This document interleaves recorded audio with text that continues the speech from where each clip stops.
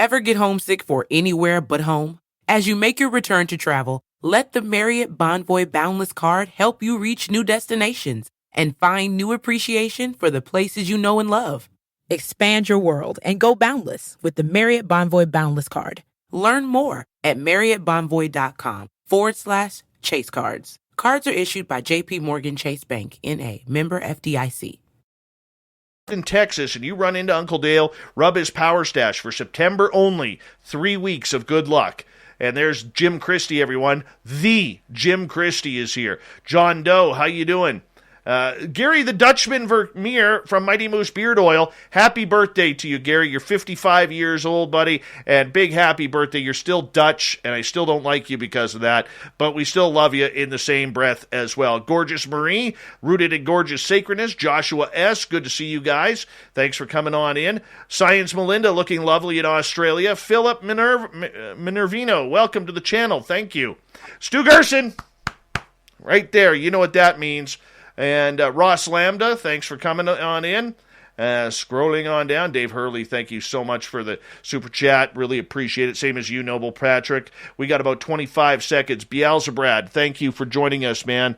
Really appreciate you coming on in. Sugar Britches, welcome to the show. Let's get ready to rock and roll. Get your horns up. We're 20 minutes or 20 seconds away, and don't forget that the super chat is open. It's a great way to support the show and what we do on a nightly basis. Also, if you're new here, don't forget to hit that subscribe button, ring that bell, because it's a good way to know that we are here 7 days a week for you. Kurt Seltzer with a Spatlash of Lime. Here we go.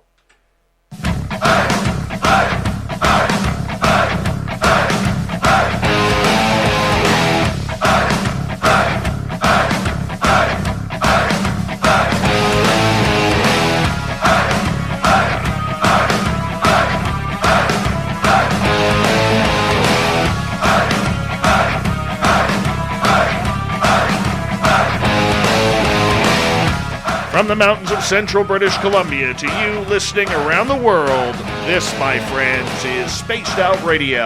I am your host, Dave Scott, sitting in the captain's chair of SOR headquarters. We welcome you to tonight's show on our terrestrial affiliates around North America, digitally on TalkStream Live, Revolution Radio, and KPNL. All of our archives are free by going to youtube.com/Spaced Out Radio. Do old Davey the favor, hit that subscribe button. You can follow us on Twitter at Spaced Out Radio and on Instagram, Spaced Out Radio Show. Our website is spacedoutradio.com. We have a plethora of features for you, including rocking out the Bumblefoot and reading up on Captain Shirk's SOR Newswire. Tonight's show is brought to you by Chive Charities. Help make the world 10% happier by visiting Chive Charities today. You can find them on our website. In 1987, Alan Thomas watched a Bigfoot for over an hour while he was out deer hunting in the forests. There started his life of no more hunting, but a life trying to see and learn about this mysterious cryptid creature. Thomas has been all around the block on the internet looking to broadcast and learn more about this cryptid creature. Yep, live shows called Paranormal Central. He's been on Monsters and Mysteries in America, as well as Finding Bigfoot. Thomas also has his own YouTube channel, and I'm grinding my teeth when I say this, Squatch Zone, but he's promised me he's not saying the word Squatch tonight, because Nate Foot, our good friend Nate Rudd, forewarned him before the show, said, don't you do it. Don't do it. Do not do it. And Alan was like, all right, I won't do it. Damn it, I won't do it. Yep, we're talking Sasquatch and other paranormal topics as well. So let's get right to it. Let's get Alan in here and say hello, my friend, to a great episode we're going to have tonight on Sasquatch, the big hairy creature, man. Thank you so much for joining us on Spaced Out Radio. How are you? I am good, and it's a pleasure to be here, man. I've been waiting all day watching the little ticker countdown, you know. Couldn't wait, you know. That's awesome, man. That's awesome. I love that, because anytime you get to talk about these subjects that we talk about on a nightly basis, it just adds so much fun to what we do. I mean, it's about who we are, but, I mean, man, did you ever think that when you were a young kid growing up, that you would be a monster hunter? Absolutely not. I thought I was going to be a fighter pilot. So did I. Really? Right on. Yeah, man. Yeah, it didn't work out for me either, and that's why I'm talking Sasquatch now. Yeah, me either. I wound up married with 6 kids. Well, the big thing that you do now is you are a monster hunter. How do you like that title? I don't mind. I met a what do you call a boondoggle of people, UFOs, ghosts, all this stuff. I do it all, so I love the people. It's so fun. I really enjoy it too, my friend. I mean, it is something that really opens up my eyes. I mean, when you can hear some firsthand accounts of some great stories out there that people have experienced, and when you can actually see and feel the emotion in what they have gone through, I mean, it really can change a person, can it? Yeah, and what's funny is a lot of people say, "Oh, they're faking it or they're lying or something." But when you're standing in front of them and they're telling it, and you watch the goosebumps pop up, you see the eyes start watering. They're not telling a lie; they're telling the truth. And then I've seen quite a few things, so I start getting the goosebumps just watching them get the goosebumps. What part of this has kept you interested? I mean, you've been doing this a long time now, almost over 30 years. I mean, has the chase ever bored you? Have you ever wanted to walk out, or what keeps you going? The fact that they find me, and almost every time I go out. So I have more interactions or encounters than I do, bum days where you're just sitting there going, wow, I wonder where they are. They come find me. What do you mean by that? Go into detail for me. Tell me a story. I go out and I do the finding Bigfoot thing, and I know it sounds silly, and I think they look silly, but I go out there and I bat a couple of trees and I hoot and holler a little bit, and I get their attention, and then before you know it, they're batting the trees, or they're yelling at me, or screaming, or hollering, and throwing rocks at our tent. I mean, it gets ridiculous sometimes. Sometimes scary. In fact, I'm scared all the time after the first sighting, but I force myself to go every single time, to go out there. You mentioned that you still get scared after all this time? Yeah. What's that fear? The fear, well, I saw a 12-footer. Wow. And I watched him for over an hour, and I watched him run about 200 yards in about 6 seconds or less. And his tracks were 15 feet apart when I finally was able to track him.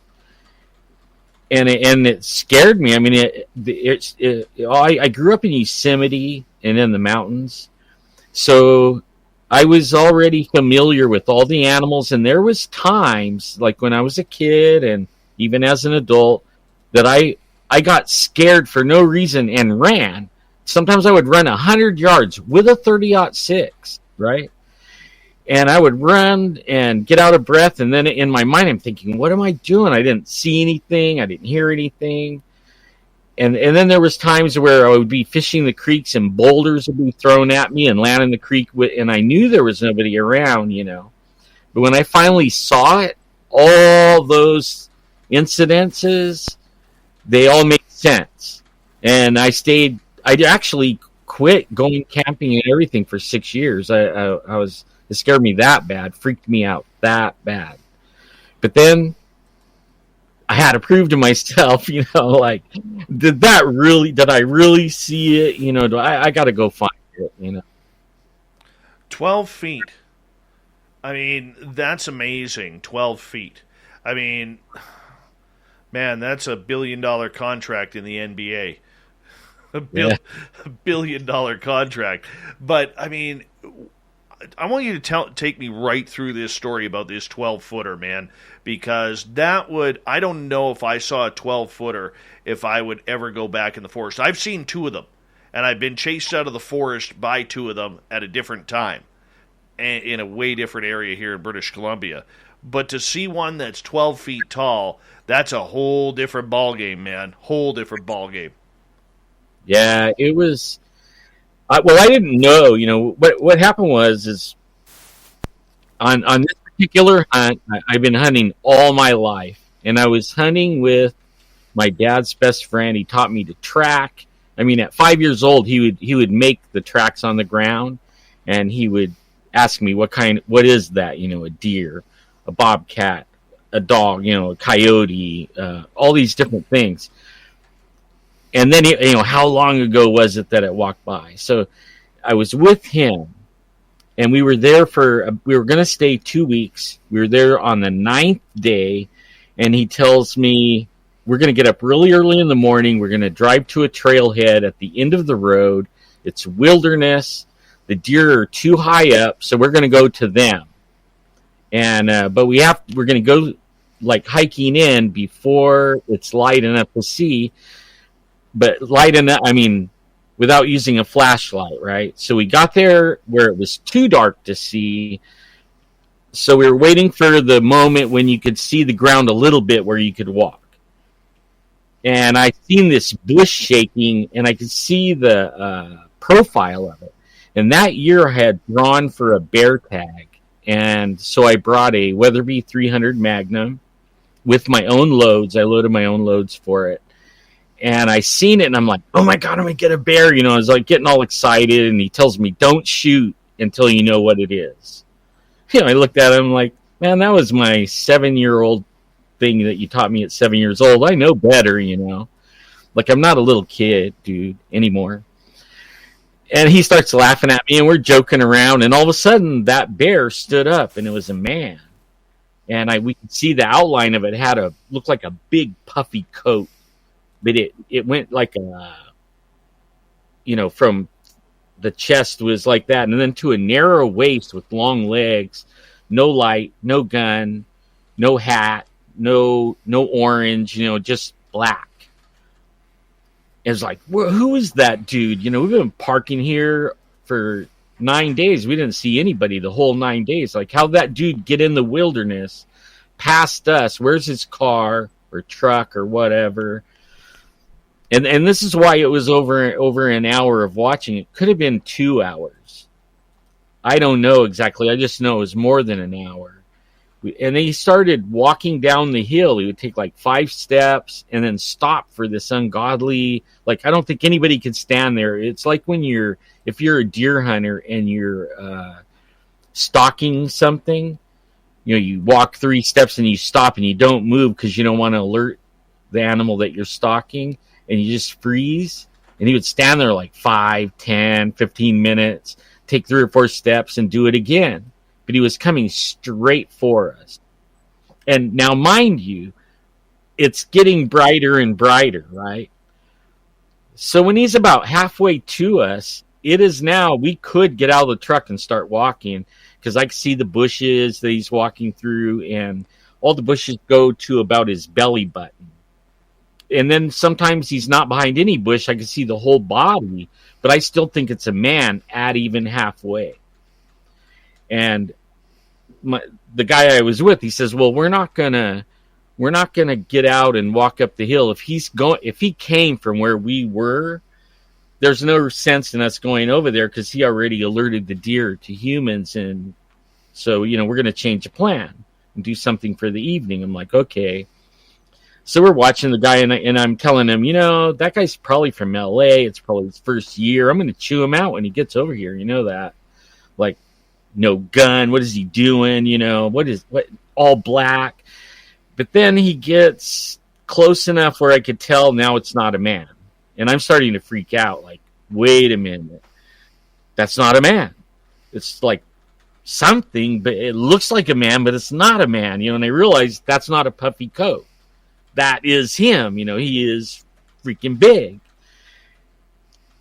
And then he gets closer, you know, and I'm trying to look at him, and I'm telling him, hey, where's the binoculars? And we have a cab over camper. He says they're in the cab over camper. I'm like, oh man, you know, I'm going to look at it through the scope. So I start trying to get the rifle maneuvered where I can look through the scope. And it was too long. The rifle was too long for this old Ford. And pretty soon he's like 50 yards away, really close, where I could see him everything, but I couldn't see any details in his face. but he was so big I could see the ripped muscles in his stomach and, these huge, massive arms. It looked like he had basketballs right here on his shoulder, the balls of the shoulder. I mean, huge. But I don't know how tall yet. And I'm like, okay, I'm going to look at him, and I grab the door handle. It goes clunk. And he looks over at me, and I look at him, and I jump out, and I throw the rifle between the door and the windshield. And I start to drop my eye in the scope, and he takes off running just like we do. And he's pumping his arms, and I mean, he's running. And it's so fast, I can't look in the scope. So I just track him. He runs behind this giant ponderosa pine, and he doesn't come out. I kind of go by it, like, whoa. And he didn't come out, and he didn't come out. And my buddy's yelling, don't shoot him, don't shoot him. It's a human, it's a human. I'm like, what? I'm not going to shoot him, because as I was following him, I was thinking, man, I don't know if I could kill him, like he's going so fast. I don't even know if I could hit him. I'm not going to shoot at him unless I'm sure I could kill him, And where did he go, And my legs were going rubbery, and I felt like I couldn't move towards where he was. But if I turned around, it felt like I could, fly if I wanted to, like the other way. And it took me, 20 minutes to get calmed down and able to kind of walk that way. And I decided I'm not going to walk to the tree. I'm just going to walk over to where he was standing when I opened the door. And I got over there, and there's these massive, huge, big tracks, like 20-something inches long, and, like almost 10 inches wide at the toes, 8-10 inches, huge. Nothing I ever seen in my life. And I started looking for the next track in the direction that he ran. And I'm looking, 6 feet, 5 feet, and there was nothing. I kept looking, but it was like 15 feet. I was like, what the heck? I looked at my buddy, like, what in the world, That ain't human. That ain't human at that point. I started tracking him over to the tree, and I would look back occasionally thinking I missed a track along the way, but all the tracks were 15 feet or more. How long was that track path? Probably about 150, 200 yards. Wow. And I mean, it happened like that fast. I mean, he disappeared everything was like that. You know what I mean? I never seen anything run that fast, ever. And I have since seen them, and they run that fast. I don't know how they do it. And also they run they look like they're gliding when they run.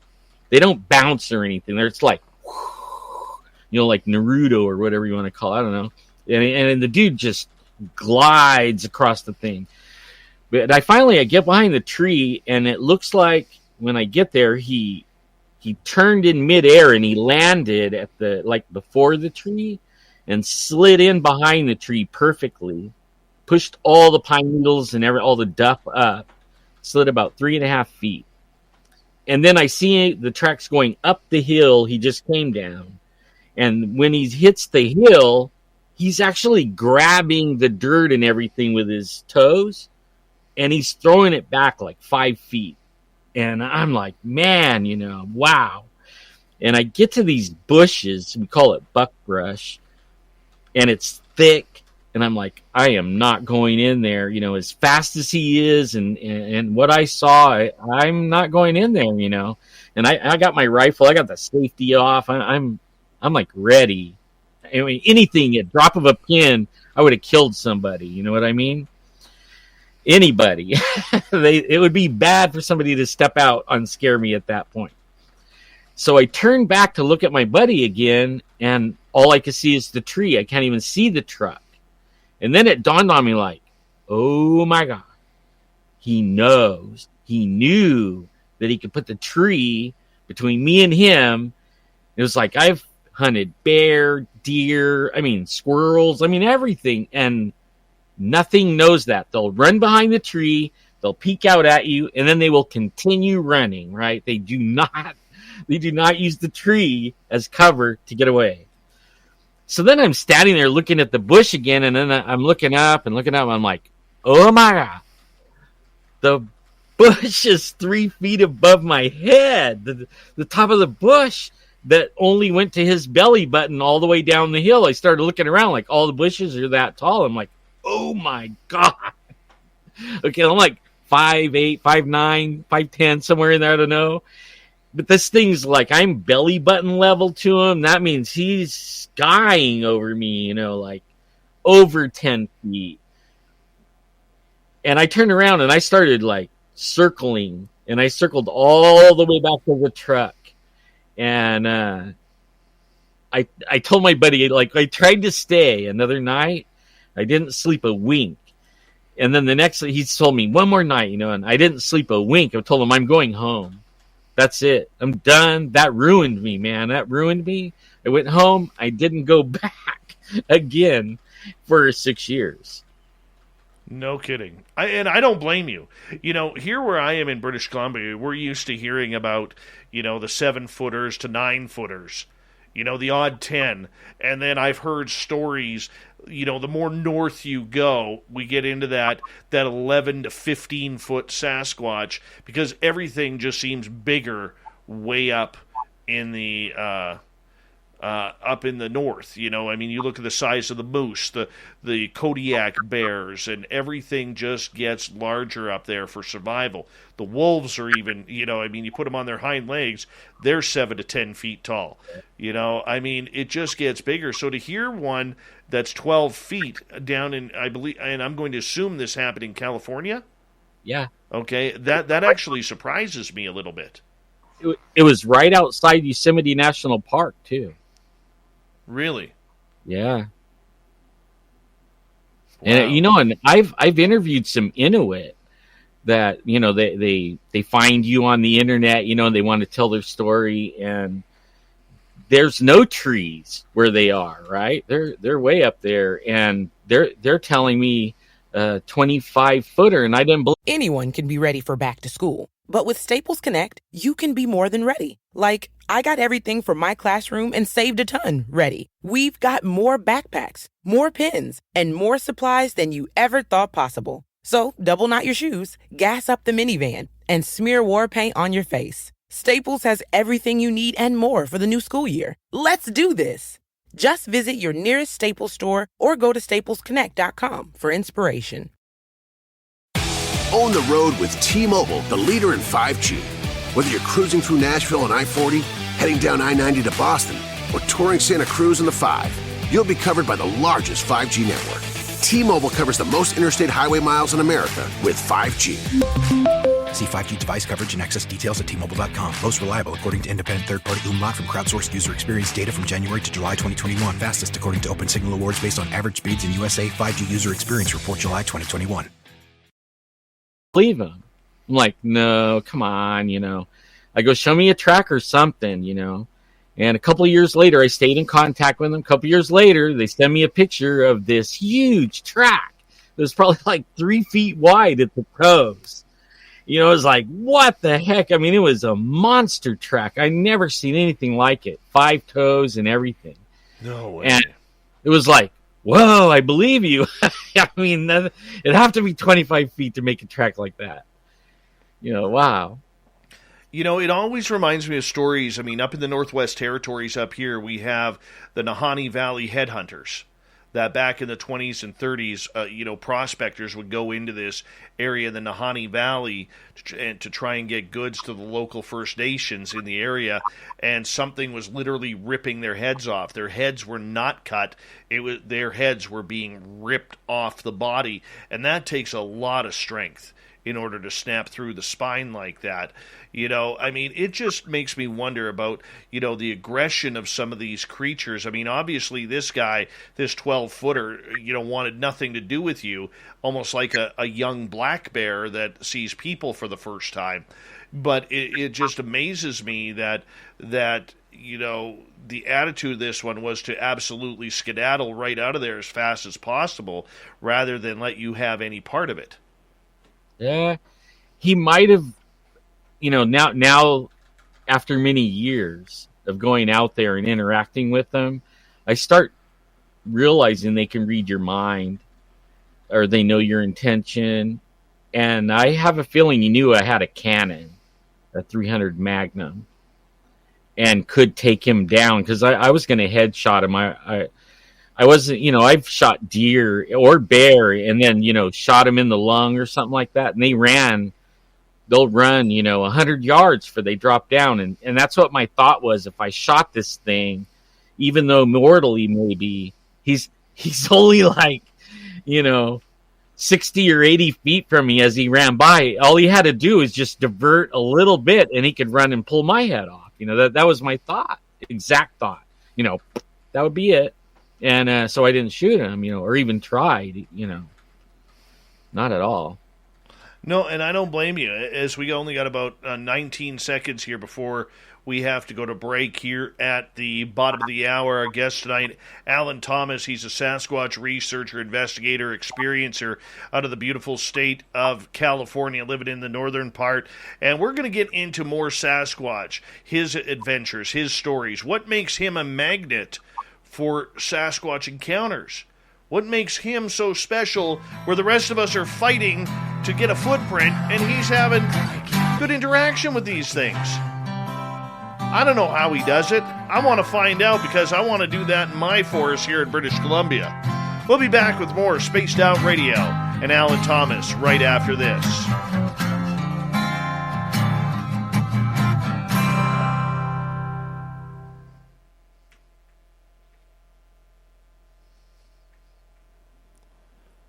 That's good stuff, man. 12 feet. That's gotta be. That's a 600-700 pounder, man. I was thinking 1,200 pounds when I was looking at it. Could be. I just took a report not far from my house, 30 minutes, and I live in the valley floor, right? Yeah. And this is barely in the foothills. Barely in the foothills. A tribal member called me from the Monos, and it took their cow. They were all watching it, and it knocked their cow out, ran up, and hit it like a backhand like this.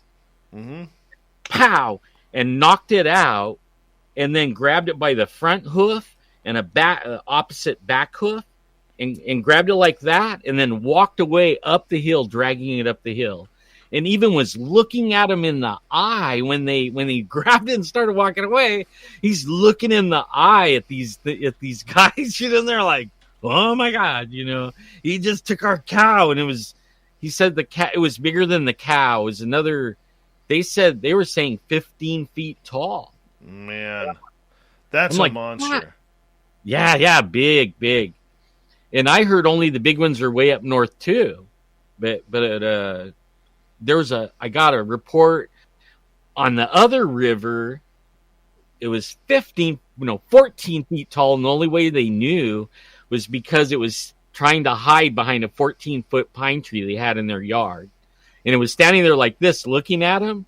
And when they shined the light over, there was 5 of them. And they seen the others, but then when they shined the light, somebody goes, "Hey, that tree's behind the tree." And he shined his light over there, and as soon as the light hit him in the face, he let go of the tree, and it went, "Nyur, nyur." And he backed up and took off. And it was like, wow, 14 feet in the valley. Now I'm starting to trip. That just makes me want to get out there, man. I was going to go out in the forest this weekend. I didn't get a chance to. Don't go alone, though, man. Don't go alone. Oh, no, you can't. Hey, Super Quest. Hey, Low Pro. How you doing? Low Pro. I love that name. Uh-huh. My favorite listener name when he's on here is Dry Toast.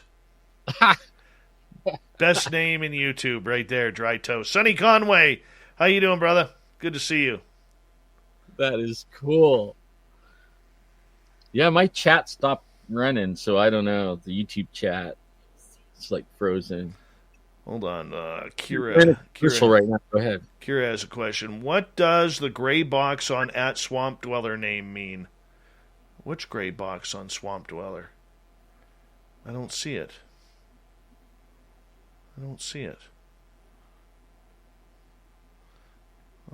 What gray box? Oh, yeah, he's a verified channel.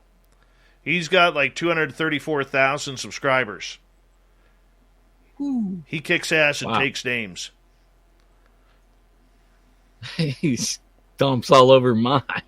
Oh, God, yours and mine combined. I go to bed every night listening to Swamp Dweller. Every night. He's got these. Wow. He's got this creepypasta channel that, and his voice, the way he tells stories, is just second to none, man. Like you'll be impressed. Like go hit subscribe on it. And like I said, every night when I go to bed, I got my headphones in and I got old Swamp Dweller putting Davey to sleep, with some spooky crap that he's come up with, and people have. I mean, it's incredible, the stories he gets. From skinwalkers to wendigos to dogman to Bigfoot, paranormal, weird creatures that you've never heard of. Scares the shit out of me every night. I've seen some pretty weird things, man. Pretty weird. I'll have to tell you about one that flew over me and my friend, and I never seen anything like it, and Yeah. I'm thinking demon. That's what I'm thinking. Well, Carrie Ann, yes, our guest is part Cherokee. Cherokee, right? Yeah. Yeah. Hey, don't forget, next Monday we're going to have the launch of our brand new website at spacedoutradio.com, and all of our brand new swag will be on there. It's not just T-shirts, it's everything from coffee mugs to water bottles to hoodies to T-shirts, socks, everything will be on there. And yes, we will have the official I'm Chad Smith T-shirt, rocking it out right there. It's beautiful. It's beautiful. The Chad Smith shirt almost made Lynn Wallington cry earlier today when she was seeing the samples of it. So it is that beautiful. Thank you to Patrick, to Dave Hurley, and to Smithy for the awesome super chats. It's a great way to support what we do here on a nightly basis. Thank you to all the veterans listening into this show. We love you. You always have a home here with us. Here we go.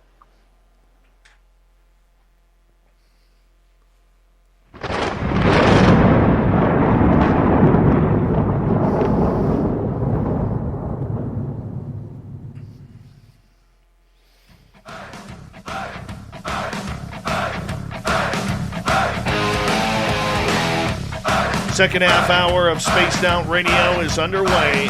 My name is Dave Scott. Thank you so much for taking the time to join us. We really do appreciate earning your listening ears wherever you are on this beautiful planet we call Earth. We want to remind you that if you miss portions of this show or others, check out our free archives by going to youtube.com/Spaced Out Radio. Do me the favor, hit that subscribe button. Our website is spacedoutradio.com, where we have a plethora of features for you, including rocking out to Bumblefoot and reading up on Captain Shirk's SOR Newswire. Follow us on Twitter at Spaced Out Radio and on Instagram, Spaced Out Radio Show. We continue on tonight with Alan Thomas. I mean, we're getting into some serious woo tonight with these amazing encounters that he has had throughout the years in the forests of California. He's a podcaster, got a YouTube channel called Squatch Zone, and yeah, that's killing me, Alan. It's killing me. But I'm going to give it to you because you're a pretty cool dude. I'll give it to you tonight. You got the freebie one time tonight, and that's rare for me. That's rare for me. But we're going to let it go, man. Before we get into more Sasquatch, you said during the break you had this really trippy story of this flying creature that you saw. Yeah, man. It was about 4 years ago. And we had, for the Paranormal Central, maybe it was 4 years ago or so. And we bought an ambulance for the show, and we were going to turn it into a paranormal ambulance, right? And we have a friend that builds hot rods, and he's been in the Hot Rod magazine, and he was going to do all this work to it. And it needed more than what we could afford, So I was over there talking to him at his shop, and it was about almost sundown. The sun was just setting, and he was looking west and I was looking south. And he says, "Hey man, look at that cigar flying over there." And I look over, and it sure enough looked like a cigar, and like, wow, it doesn't have any wings, and it keeps coming, and we're talking, and it's getting closer. He's like, it looks just like a cigar. You think it's a UFO? I go, well, I don't know, you know. So I went and I got my binoculars, but I didn't look at it yet. You know, I'm still talking with him. We're talking, and I noticed it had wings. I go, hey, it has wings, man. And it was almost over us by then. So I put the binoculars up, and they're out of focus and zoomed in, you know, so I'm having to do adjustments to look at it, and that it's starting to fly right over me, and I'm realizing the wings look just like dragon wings. They're real skinny. They had a straight edge on the front part of the wing, and then the back part of the wing was kind of scallopy like a dragon wing, and they were black leathery looking. And this thing looked like a Bigfoot body. It was all brown fur, probably 8-inch fur on it. And its head didn't have a neck. It kind of just came out of its shoulders and just was like that. And it had these eyes that were about 14 inches, 12 to 14 inches, and they were velvet red. So it's brown. It has velvet red eyes, but you can't tell, you know, no, it's just weird looking, kind of like a moth. You know, they're velvety looking. Did it answer to Liz? Because that's my former mother-in-law's name. I didn't say anything. When I finally got it focused, it was just passing me, and I noticed that it never flapped its wings, but it turned the wings, and then it started scooping the air, and it turned like this, and it looked back at me, and my buddy's yelling, "It's looking at you, man! It's looking at you, not me, you know." And it really was looking at me, and I got the creeps all over me, and then thought, why didn't I grab my video camera? I have it always. You know, and I ran in the van, grabbed the video camera, and then by the time I got back, it was way down range, and my settings on my camera was bad because it was the first blood moon, and I had everything set up for the blood moon the night before. You know, it was like, oh my God, you know. I felt so stupid, really stupid, but I didn't get any video. It seems like par for the course. I hardly get any video, but that thing flew over, and I don't know what it is. I have never heard of anything like it since, and I never heard of anything like it before that. But I have a friend that was with me that verifies it. He named it Mothy because of the eyes being red velvet. So that's what we call it. Mothy flew over us. I want you to explain that for a second, because the biggest critique and criticism anybody or any experiencer gets in this field is, why didn't you take a picture? Why didn't you have your camera going? Why did you miss out on that opportunity? It's only natural. Your phone has a camera on it. Get us something. And yet, here you are having this amazing encounter, and for some reason you're forgetting to pull your camera out. You know, I mean, I don't think people who have never had that experience understand the power of having something like this happen and how blank your mind really goes. Well, when you're seeing something that's not natural, that's way out of the realm of, you know, being anything that you even could dream of, even cartoons even, the last thing you think about is a camera. You're just standing there going, what the heck is that, you know? And then you're looking to if you have somebody with you, you're both looking at each other like, no way, you know, are you seeing that? Yeah, I'm seeing that. And then by the time you think of a camera, it's too late. It's pretty much too late. And then now, say, like I told you, the Bigfoots come to me, or come, you know, when we were out there, they come to us. We go in an area where they know they are, and they come in every single time. And a lot of times we don't even have to call them. But if you pull a camera out, your battery dies instantly. Not only your battery and your camera, but all the cell phones, everything dies. And the Bigfoot does that.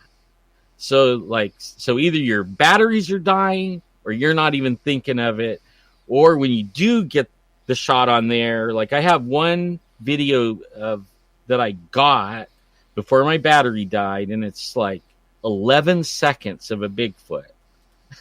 and I was zoomed in, and I was trying to hold it steady, and it's all over the place, right? And then I have it on my YouTube channel. The battery died, and all I got was 11 seconds. Everybody's like, "How come you didn't get more than 11 seconds?" Like I can't. You're not going to believe me. Nobody believes me. Like, you should have just filmed it until it left. Yeah, I would have. Come on. I'm smarter than that, dude. I mean, come on. But yeah, I don't know. All I know is you're overwhelmed when you first see it, of anything, especially if it's your first time. You're not thinking camera. It could be right in your hand and you won't think of it. Oh, I fully agree with you there. I mean, when I saw the alien in the forest with Samantha Mowat, I knew my phone was in my pocket. I had no idea or even thought of taking that photo. Right. No idea or thought. I mean, that's just the way it is. I mean, I don't get it. I don't get why we all of a sudden go mind blank like that. I mean, it's almost like, we shouldn't, but is it the shock, or are they sending some sort of woo wave over top of us to say, hey, no pictures allowed there, Sparky? Well, maybe if you would have pulled your phone out, you would have lost the battery too. Especially with aliens, they're notorious. I mean, my best friend has been abducted by aliens almost his whole life, and I met him interviewing him because of the alien abduction, and so I get it. The aliens they're a trip. You don't even remember, right? You just have lost time, even if you can remember the lost time part. Really? Everybody's got aliens, just most people don't know it yet. Yeah, I think so too. I really do. That's the big thing right there. But for you, as you continue on your search for this elusive Sasquatch here, there's always the great debate on whether or not this creature is of blood and organs and everything along those lines for a bipedal type creature, whether it's a Gigantopithecus, whether it's a North American great ape, or whether it's some other type of animal creature. Or there's the other side where a lot of, especially First Nations, believe that there is something very special and unique about this creature, from shape-shifting to interdimensional travel to being not of this earth. Where do you stand on this great debate? Well, I started off as flesh and blood, and a long time ago, and then over the years, I've had them speak to me in my mind, and not just while I was in their area. I was at home, and actually had two of them talking to me, and I was denying it at first, but they kept it up. They laughed at me. Even in my mind, they thought I was hilarious because I kept denying them. And so the more interaction and everything that I've had with them, I'm more leaning towards like a Nephilim. I don't know if you're familiar, but that's what I'm aiming.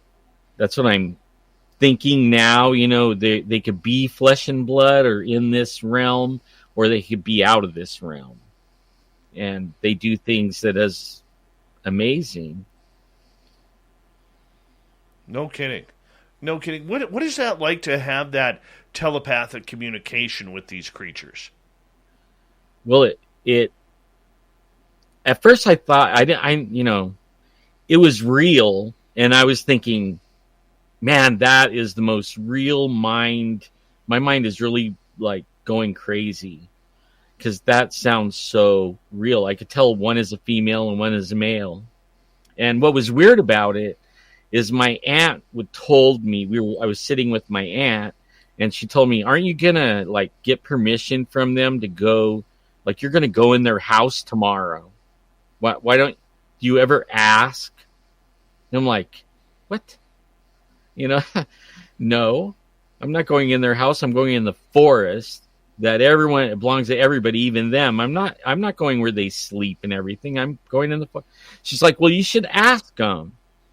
So I did, and then I was having a conversation with them, And then she told me you should ask them about, going into their house.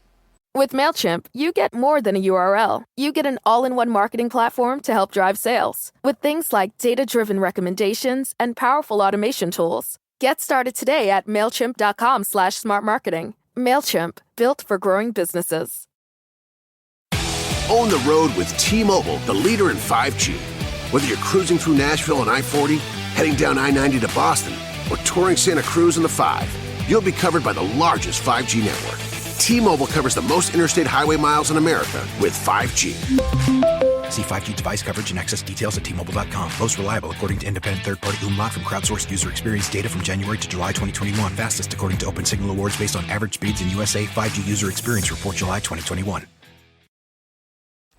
And she said, that's the only right thing to do. And then they asked, it was like they could hear her too. Well, what I didn't know, she was hearing them too. So they asked me, could they come in my house? I could go in their house if they could come in my house. I said, no. In my mind, I went, no. And then my aunt immediately goes, what did you tell them that for? I was like, what? Like, you heard that? That was the first inkling I had of that she could hear it. And then I was really tripping, like, what? Like, that blew me away. And then I go, enough, like that, enough. I got up, I walked away, and I wouldn't listen anymore. I was like, no. Like, this is beyond, this is too much, too much. And I haven't talked to him since either, and I won't, like, I thought about it when I'm in the woods, but it scares the what out of me to think, if I think something and then they answer back, I'm gonna need new underwear, like right away. I can't handle it. You know what? We have 2 gifting sites. My buddy Mike and I, we were out at one last year because we haven't been able to get there this year, especially with the forest fires that are just wrapping up in that area. And last year, we always park in the exact same spot. And there's this willow tree, and it has this large branch hanging down that kind of comes against your windshield. And I always make sure I pull the windshield right up to that. Sometimes I honk, sometimes I don't, just to let them know. But I always want to make sure that I'm parking in that exact same spot. And so we go into the forest, go into our gifting site, absolutely see nothing. Nothing has moved. And there's always that sense of disappointment when nothing has moved. We come out, and my buddy's having a cigarette, and I'm kind of walking across the gravel road, the logging road, to see if I could see any tracks whatsoever. I don't care if it's deer, fox, wolf, or anything. I want to see some fresh tracks. Yeah. And all of a sudden we heard the click of a rock hitting a rock right in front of the truck. Now, we didn't see the rock. We don't know where it bounced off to. But all of a sudden I said to my buddy Mike, I'm like, did you hear that? And that was the first time I had a rock thrown at me. And we stayed there for about another half an hour, trying to put it out there. Hey, can you do that again, please? Can you do that again? Because from what a lot of people don't have to understand is, it's not about, hey, do that again. Throw that rock again, MFer. It's not like that. It's not like that. I wouldn't even tease him at all, man. Or get mad. I would be respectful. But you know what you do when they start doing the rock thing is you grab 2 rocks and you do 1, 2, 3. Really? And you wait. Yeah. And they react to that. I don't know why. What's the reaction when you do that? Sometimes it's a holler or a scream, and then sometimes it's knocking the rock again. They'll knock it, or they'll throw a rock at you. Yeah. See, yeah. I've heard the scream, and I will tell you, there is nothing scarier than the scream. And for people who have never heard a Sasquatch scream, it is like the combination of a wolf, or pardon me, of a lion roaring combined with a wolf howling and a banshee screaming at the same time. I have a recording of it on my YouTube. It screamed at us or roared. I thought it was King Kong. I could feel it go through me and vibrate me. And it was a good quarter mile away, but it still vibrated me. And it was like King Kong was coming. Mm-hmm. And we know when we were on our way down in there, we heard a baby crying first. And we were like, hey, there's a baby crying, you know. There's a baby down there? There was nobody down there. It was a locked gate. Nobody was parked at the gate. The gate's been locked for 6 months. You know, I mean, there was nobody in there with a baby. We knew that. But we went down too far, and then that thing started roaring at us. And I got it. We got that on recording. I got it on my YouTube channel. You have to listen with headphones, but you'll hear it. Have you ever had the samurai talk? Oh, yeah. Yeah. Lots of times, yeah. That's incredible when all of a sudden you're in the middle of the forest in an area where you know there is no other human being, and all of a sudden you start hearing in the middle of the forest. You're like, what the hell is that? What is that? You know, we had it once in 2018, and I would love to hear that again. Love to hear it again. Talking with me. We'll hear it. We'll hear it. I'll give you a tip. Get a they have these mixer boards that run on a 9-volt battery. Yeah. And get a couple of SM58s or something like that. And then go inside your camper or tent and set the mixer up, and then set some microphones out, and then crank it up and put some headphones on and sit in there and listen. And you will hear a lot of stuff that, you know, for a long ways, and you'll hear them coming. If they're coming to where you are, you'll actually hear them coming. They'll be talking, you know, a little while later, you'll start hearing the rocks hit your tent or camper, you know, like little pebbles, you know, pop, pop, pop. And they'll do that for like 3 hours, you know, and then maybe like for good measure, they'll slap the side of it or come in and push your tent down or something, you know. Is it a game for them, or are they doing this to upset you or to get you out of the area? Because a lot of times I tend to think with a lot of the stories we have heard on this show that they are a very curious creature. It's almost like they want to reach out, they want to almost make that contact, but they're not sure, and it seems like a little bit of a game. Well, I think, like, we've been going to the same place like 12 years. Right. At this one spot. And right away, the very first time we went, we had to leave a truck. And that's the one that's on Monsters and Mysteries. And two of them looked in the truck. The first one left a nose print that was 4 inches wide. The lips were 9 inches. Okay, and it just touched the nose and the lips, and the snot ran down through the lip. But the back window was security glass, or, you know, where you can't see through it. Yes. So it was a smaller Bigfoot, and he put his whole face up, and you could see this part of his body, and you could see where the eye is, and the mustache, and the side of his face, and we got DNA from that. But that was the very first time we went in there, and it's been off the chart ever since. Oh, I would love to find that. I think whenever they don't want us in there, that's when King Kong comes out, right? And we leave too, you know, like big old, like we were there two years ago, Memorial Day, and 3 trees got busted over in like a 20-foot circle.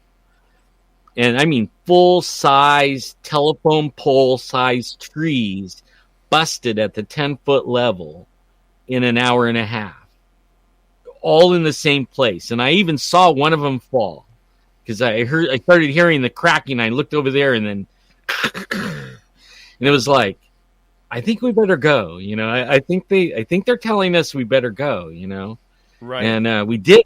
We waited till the next day, but we had them hooting and hollering all night long from all around us.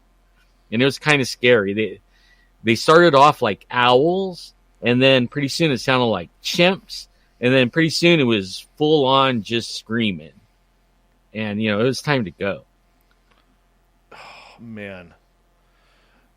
You make me want to turn the show off right now and drive into the forest, man.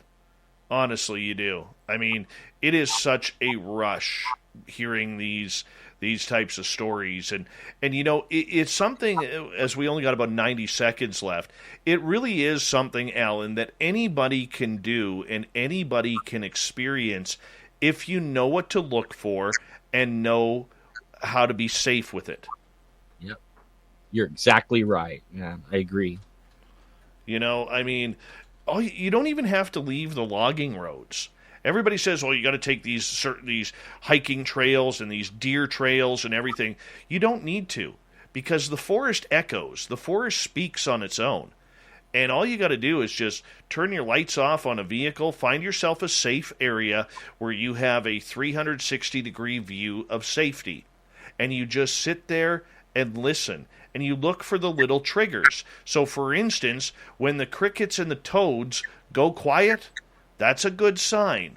It is. That something could be around. It may not be a Sasquatch. It could be a bear or a cougar or a moose or something along those lines. Up here, we have in our areas where we go, the biggest danger is the grizzly bears. Yeah. I don't know if you have grizzly bears down there. Any bear. And I want to really quick before it's time to go, but 20 seconds. We have them in the valley. There's a little city called Reedley on the Kings River. We got FLIR video of them. We get reports of them all the time, like the 14-footer that I told you about, running in the orange trees, the grapes, all down in the valley. And for the last 5 years, we've been chasing a family of 5. Wow. I'm going to get you to hold on right there, because I want to hear about this area that makes it such a hotbed, and we are going to get to some audience questions too, because we love it when the audience can participate with their questions from the chat rooms as well. But we are going to get real deep into Sasquatch here in hour number 2 of Spaced Out Radio. What a great guest tonight, Alan Thomas from Northern California. Been investigating Sasquatch for 30 years, and he's got the stories to go along with it. We'll be back with more Spaced Out Radio in hour 2 coming up right after this.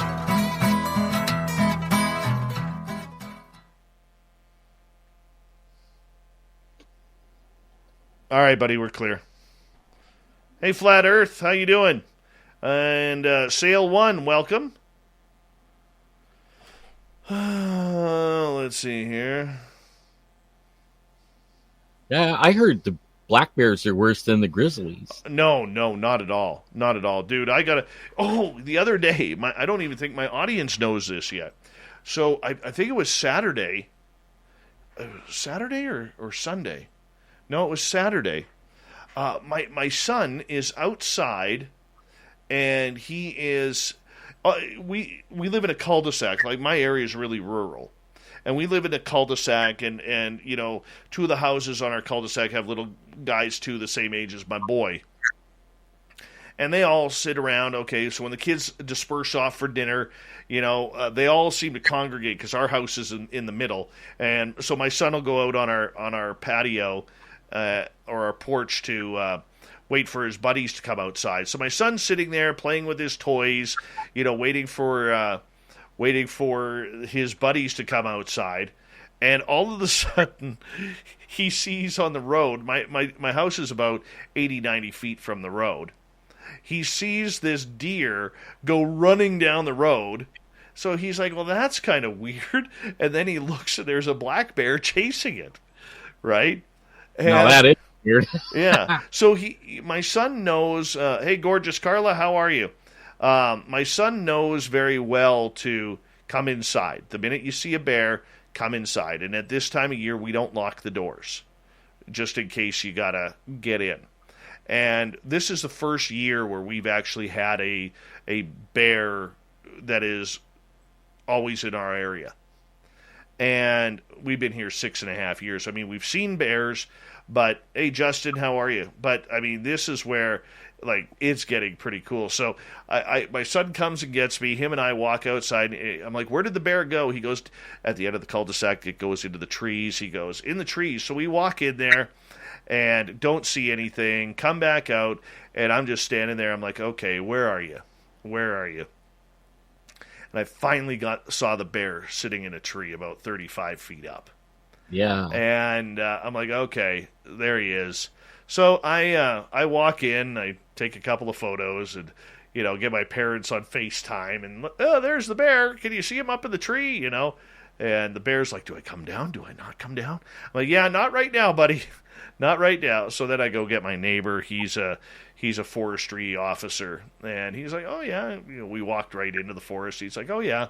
He goes, that's a young guy. He's not going to do anything. Good morning, Tony D. The gorgeous and talented Wagon Breath is back. And there's Justin S. And who else has arrived? Hey, Square Hammer, are you on the square? Are you on the level? Are you ready to stand right here, right now, before your Davo? Joshua Taylor, what's happening?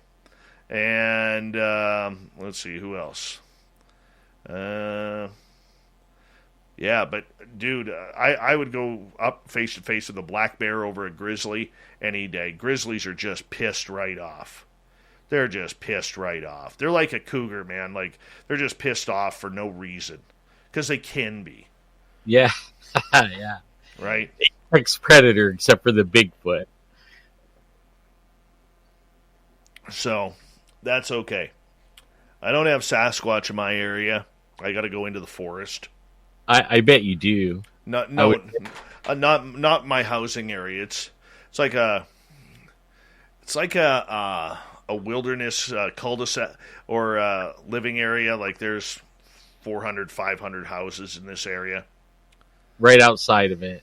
Yeah, but you go outside of it, that's where we start to get real. Yeah. Well, they're going right in this little town, and I mean it's like 60,000 people. And there's a river that runs through it, and they're all up and down the river. Yeah, the bears are everywhere here. Yancey Scott, what's happening? But I'd mess with a black bear over a grizzly bear 10 times out of 10. Wow. Grizzly bears are just nasty. So, let's see here. The gorgeous and talented Avi May has arrived. Thank you. All right, I got to scroll up here because I know there's some questions that were coming in here. We got about 27 seconds here. Oh, no, we got 90 seconds here. There's that one. Let me just find it here because it starts out with G West here. I got my chat to work finally. I had to turn it off and turn it back on. Where the hell did G West go? It's like way up there. All right, there it is. I just can't type to it. Now I gotta...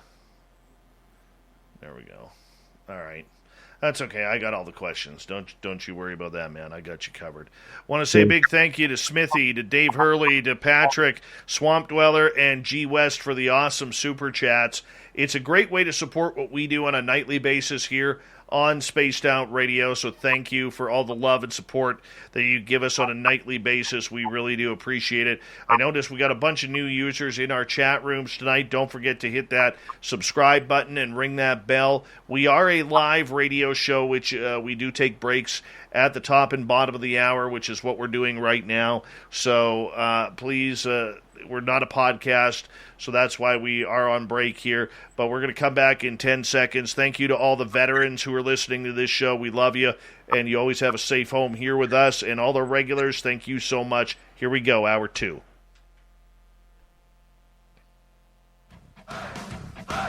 You're listening to Spaced Out Radio with Dave Scott.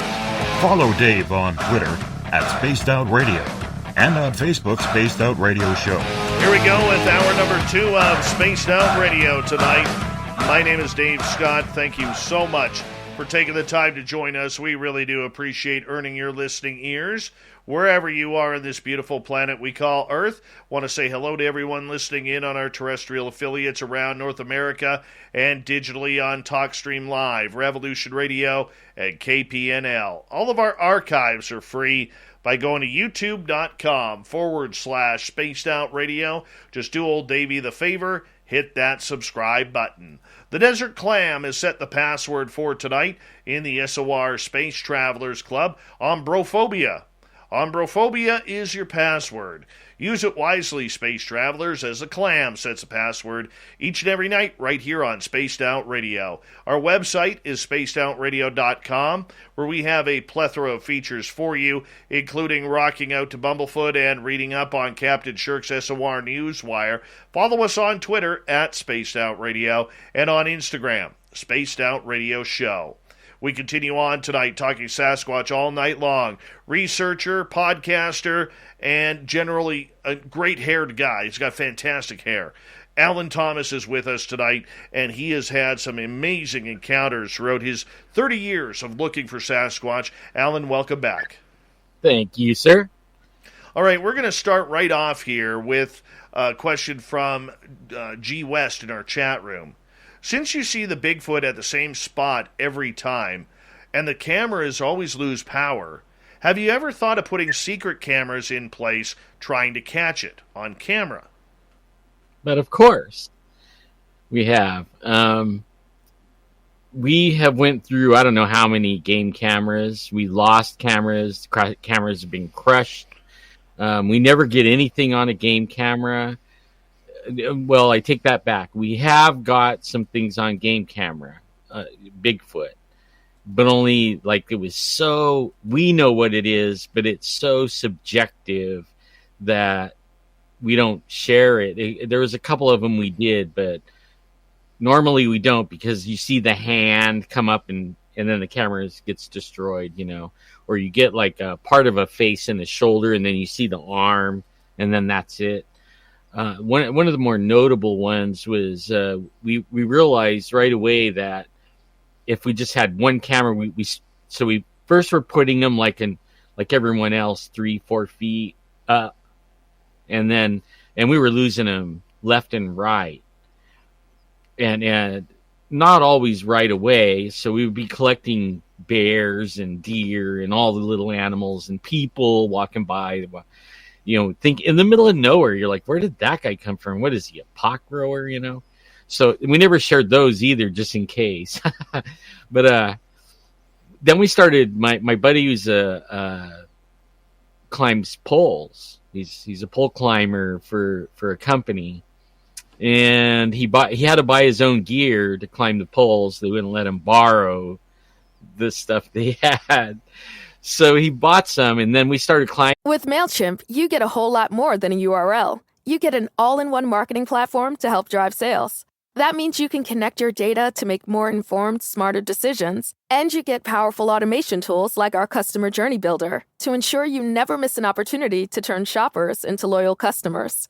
So if you're ready to integrate your marketing and boost sales, get started today at MailChimp.com/smartmarketing. MailChimp, built for growing businesses.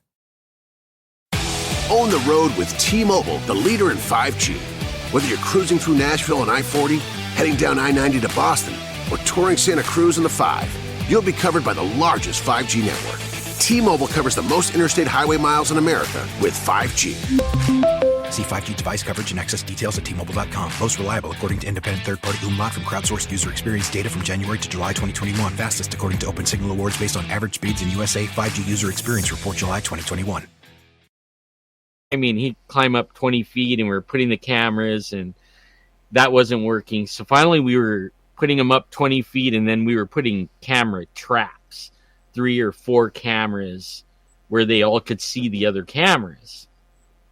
And then piling apples, because they like apples. They'll get the apples. So we did that, and we had piled these apples up, and they had the little stickers on the apples. And when we retrieved the SD cards, the apples were gone, but there was a little pile of stickers on the ground, right where the apples were. And man, we really couldn't wait to get the SD cards. And we got them home and we were looking at them, and there was 3 game cameras at that time, all aiming at the apples and also able to see the other cameras. And they all malfunctioned at the same time. They were taking shots of just dark black. and they took about 9, each of them, 9 black pictures. And right before they malfunctioned, there's a pile of apples. And then for some reason, they started working again, right? And that was the weirdest thing. We thought that was it, that we were just going to get bad pictures. But they started working again after 9 or 10 black pictures, and there was no apples. So we went back to that area. We went back to that area, and we had done the same thing. We put the apples and everything. This time, the apples were gone. The cameras malfunctioned again. And when we got home, and we brought the SD card with us, when we had put the apples there and changed the batteries in the SD card, the very first pictures was us, in front of the camera setting them off, right? Well, 40 feet away was a pine tree, and a Bigfoot followed us, and he was peeking behind the tree. And then when he realized that my buddy came down the tree and was taking his gear off, that we were going to leave, he used the tree, of course, like cover, but it wasn't a big tree. It was smaller, so you could see through the branches, and he headed out.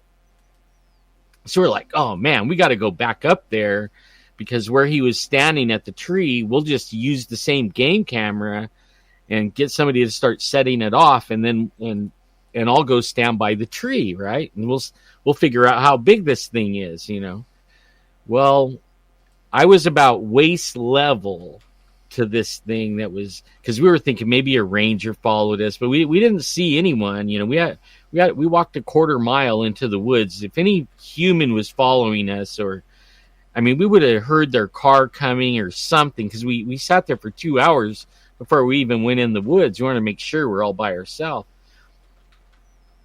But only what sealed the deal was when I walked up and had that camera where it was, take pictures of me standing there. I was a midget to it. And it was like, oh man, Then the next time we went over there, and what was really cool about this place where we set the apples, there was these large logs, and they were laying down, and they were huge, like 3 feet tall. Okay, big long logs, and they were cut logs. But there's a thick stand of little pines, and they had put them inside there in a like a half circle, and then there was one laying almost in the middle of that half circle, and it was all blocked in by these little trees with only one way in. And we'd put the apples and everything right as the entrance of this little area, and we were finding legs of deer legs, front deer legs, laying on the ground around this area. So we thought that might be like an ambush thing where one's laying behind the log, and then they chase them into there, and then that one, they don't have anywhere to go, the deer, and they'll chase one in there, or 2 or 3, who knows, and then the one behind the log laying down will jump up, and rip their leg off. And they could do that, and it keeps the meat fresh, because if they kill them, then the meat starts getting tainted right away. So they strip the leg off, and the deer could lay there for, until it bleeds out and dies. So that'll be a while. They could probably collect 2 or 3 deer. Well, then all of a sudden, one day we went in there, and we were being followed. Like we heard the ranger truck, and we saw the ranger truck. And it parked 100 yards down, and we decided we're just going to get the cameras and leave. So we just got everything, and we left, but we left gifting like some bananas and apples and stuff like that. And about, 2 months later, we were on our way to a different area. We didn't use that area ever again, because they started using this low frequency thing, and they got his wife sick, and she was sick for 3 days the last time we went. So we decided that these guys are nice. My buddy that climbs the trees, right. they were whistling like her son. Her son would whistle at them, and sometimes they'll whistle back. So when we were there, we brought his wife and son this time, and the son was whistling and everything, and then he went with us. She stayed at the truck, and they were whistling a different direction from where we went, and she almost went over there. She's like, no, I know that's not my son. He went that way, not that way. So she didn't. And then when we came back, she was barfing and sick. She was sick for 3 days. And then another weird thing, when she got home the next day, where she sits in the house, like hundreds of flies were in the house buzzing around her in this little corner where she reads and watches TV and stuff. And that was the first time and the last time that ever happened too. And so we associated it with the Bigfoot, and we decided we're not going there. Plus the rangers followed us. When we stopped over there the last time just to look around, and see maybe we might use this spot again, maybe. They had cut all the trees down. They cut all the big logs up. And my buddy was saying, hey, man, they were cutting firewood. They told him, well, if they did, they left all the firewood, right? They cut it all up, but they left all the wood. Like, who does that? Like, at least some of it would have been gone, but they cut it all up, but they just left it. So they destroyed the whole little area where they were hunting, I think. It was a dangerous place, I think. Yeah, and we even felt like that when we were there. You get this vibe, like you shouldn't be here. You need to turn around. Like every time we went there, it was like that. So we decided we'd leave. Another question from Joe on Facebook. And you kind of mentioned it for a quick second last half hour about Bigfoot mimicking other animals like owls or even a human. Have you run across this? All the time. They can sound like any. I've had my name called at me. They can sound like anything. The only thing is it's just a little bit off. You know what I mean? Like there was one night, we were being surrounded by owls, and they were circling us, right? Owls don't do that, first of all. They don't circle you for 2 hours. And then we never heard this owl before. And we recorded it, and then I went, and I know a guy that's a fish and game guy, and I asked him if he would meet me at a Denny's, and we sat down, and I let him hear this owl, and he says, that's the barred owl. I go, really? A barred owl? I never heard of it before. He says, well, they're 700 miles or more. They're like Oregon from you, right? They're way up north. They're not in this area. Like, really, So then I played the recording some more, and it started sounding like chimps. He's like, well, that's chimps. I go, they're not in the woods either. And we sat there and laughed about it, but yeah. So then, I started like going, how did these Bigfoot know what a barred owl sounds like unless they heard one? And if they heard one, or one of them taught everyone here, he had to be 700 and something miles away north, and then get all the way down here and either teach these guys, or they all heard it, and they all. It's like, man, I don't know, how that happens, but they can make any sound. Even car sounds and stuff like that. It sound like a car door shut. They can sound like that. You'll be in the middle of nowhere and you hear a car door shut, and there can't be a car. It's them doing these weird stuff. I get that. All right, let's go to Evan, who is asking, do these creatures seem benevolent or benign? I can't tell. I interviewed hundreds of people, believe me, hundreds. And some people tell me, don't hurt them, don't shoot them. I have a relationship, an ongoing thing with them, and they're nice. like Dr. Matthew Johnson, for instance, and some of his friends. I know some of those guys that created the portal that supposedly let the Janu into this world, and they saved them, But I don't know. Like, I'm leaning towards Nephilim, and I'll tell you something. Ghosts and all that stuff, they lie. Aliens, they lie. I think the Bigfoot lie. So if you're gullible enough to believe anything, then you might think, and then you might go missing too. I don't know. Like, that's where I'm at on it. All right, moving on. Tall, Dark, and Dirty is asking, Alan, have you ever used those trail cams that capture images using starlight as an alternative to IF, which Sasquatch may be able to detect? Well, the Sasquatch can see IR light. For sure. We've done experiments with security cameras and then using the spot beam, that shoots 300 feet like a spotlight, but it shoots IR light. And they get just out of reach of it. You can't get them in camera range. As soon as you turn on the IR, they go right outside of the range of the IR.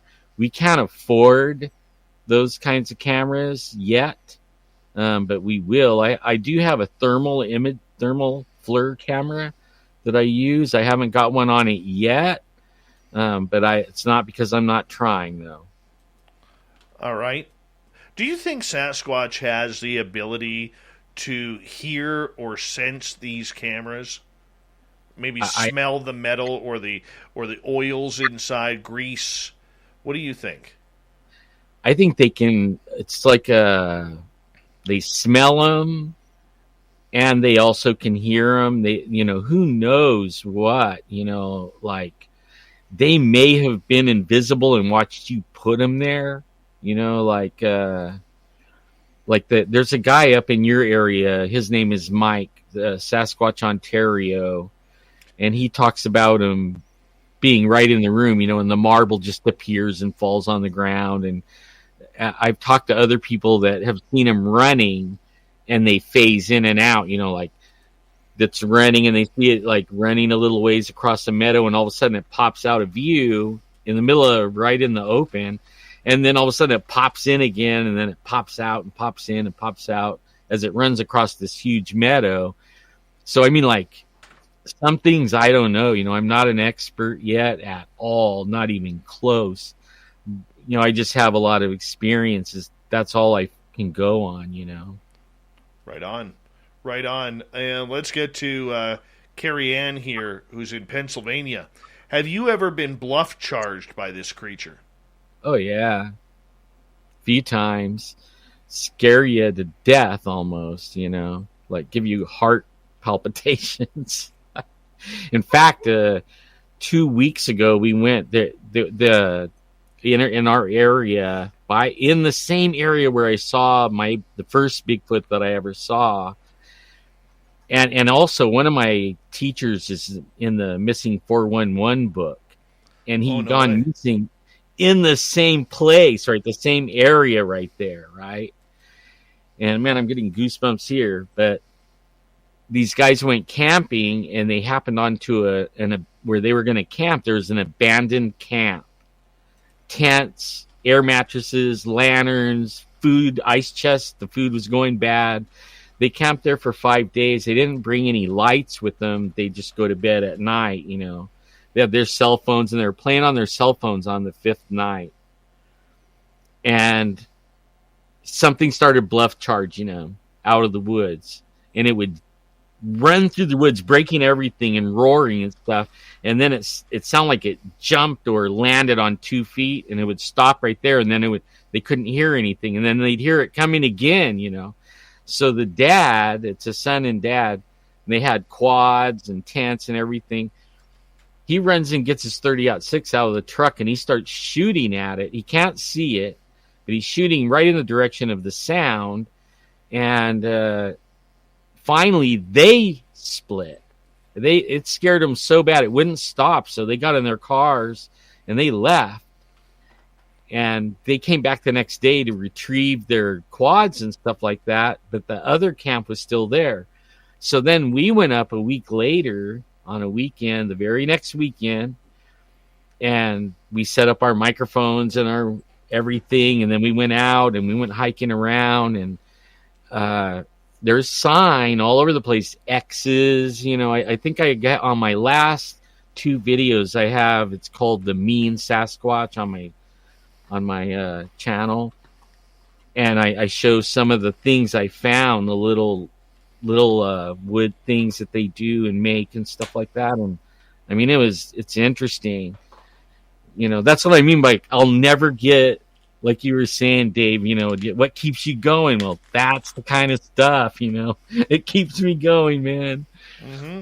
Nate is asking, as we got about 2 minutes left, when will myself and Dave, a.k.a. me, come down to your area with you at Jeffrey? Let's get it going for next year, man. Let's make this happen. Yeah, anytime, man. We go all the time. So when you got the time, let us know when you're going to be here, and we'll make a plan. Like, give us a few weeks and a couple of weeks or something. Of course, we just got to get over this border stuff with COVID. That's what we need to do. Get that done first. Let's go to Joe here. Have you ever gone Bigfooting in Nevada County? No, I've been only Oregon, Northern California, all the way down to Porterville. So I've been staying mostly in California, except for Southern Oregon. Cousin Gary in Edmonton is wondering, you ever wear a GoPro? Yeah, I did. I never got anything. I can't afford the stuff. You know what I mean? Like the things that make it,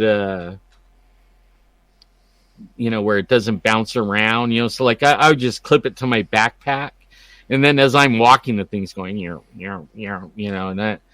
If I did catch something, I couldn't tell, but I walk around with a camera all the time on now. Everywhere I go, I'm recording always. Forward anyway. All right, John is asking, he's 30 minutes from the Santa Cruz Mountains. Any chance of him finding any Sasquatch in the forest there? I haven't went there, but I have some friends like Mike Rugg, and that has the Felton Museum in San Jose. He has some encounters over there, and then I've met some people over at who do functions over there to raise money for the museum, and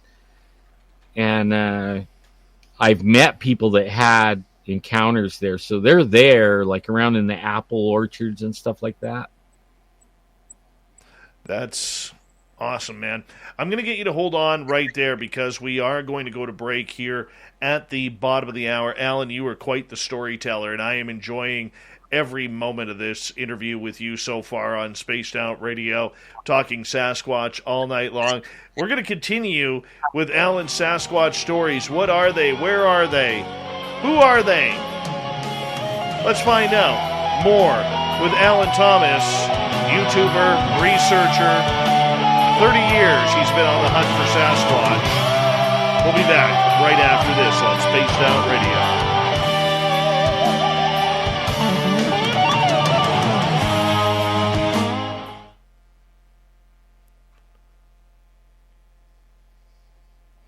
All right, we're clear. Let me see here. Hey, Block Chic Martha, could you send me a DM in Twitter? Because I want to chat with you about something this week, if you don't mind. And, yeah, it'd be really cool. And let's see. Hey there, Brian Bowden, the man with 1,994 podcasts, all simultaneously running. We appreciate you, brother. Good to see you.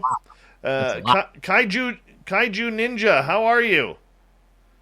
I just got here. Do you have to be a donator to ask a question? Absolutely not. Absolutely not. Everybody gets to ask questions on this show. Those who donate choose to do so out of the bottom of their heart. We don't beg for super chats. We don't ask for them. Everybody just kind of throws them out there in order to help support the show. So, yeah, everything is free here, my friend. Everything is free. Let's go here. Who else has arrived? I'm way behind in the chat room here, so I'm just catching up. All right, there's Knucker's question. We'll get to that one next. It's going pretty fast. I know that. Yeah, man. We're having a great time. Great time. I'm enjoying it. A lot of times I don't get to share like this, so I know. it's been, yeah. All right. I'm just seeing if I'm missing any other people here. Now there's some great questions too, like make me think for a second. Guys, if I can just ask a quick favor, please, just a quick reminder to put your questions in capital letters. It is much easier for me to find them. With MailChimp, you get a whole lot more than a URL. You get an all-in-one marketing platform to help drive sales. That means you can connect your data to make more informed, smarter decisions. And you get powerful automation tools like our Customer Journey Builder to ensure you never miss an opportunity to turn shoppers into loyal customers. So if you're ready to integrate your marketing and boost sales, get started today at MailChimp.com/smartmarketing. MailChimp, built for growing businesses. Own the road with T-Mobile, the leader in 5G. Whether you're cruising through Nashville on I-40, heading down I-90 to Boston, or touring Santa Cruz on the 5, you'll be covered by the largest 5G network. T-Mobile covers the most interstate highway miles in America with 5G. See 5G device coverage and access details at T-Mobile.com. Most reliable according to independent third-party Umlaut from crowdsourced user experience data from January to July 2021. Fastest according to Open Signal Awards based on average speeds in USA. 5G user experience report July 2021. And to read them to our guests. So I've caught a few questions already. I will get to them, but just a quick reminder: just put them in capital letters. It's much easier for me. Thank you, guys. Matthew Anderson, how you doing? Big J, what's happening?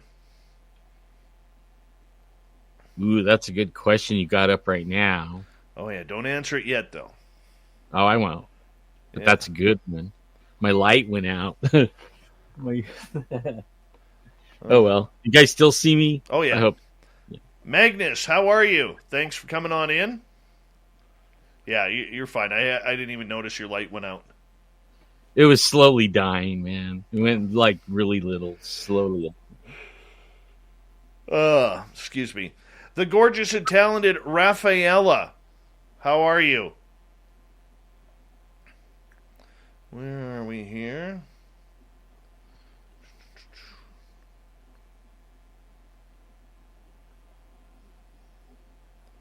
I'm almost caught up. I'm only 3 minutes behind now. Well, I noticed there's quite a difference between the live over here on my computer screen. Yeah, it's about 20 seconds to 30 seconds. Because I was going like this, now I'm seeing myself go like that. Horror Realm, what's happening? Good to have you back. Who else we got? Seconds. Peter F., welcome to the chat room. And I'm caught up now. All right, so now I got to go way back here to find Knucker's question. So we got that one up.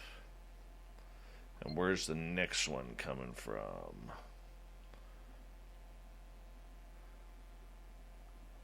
Right there. All right, we got about a minute and a half here.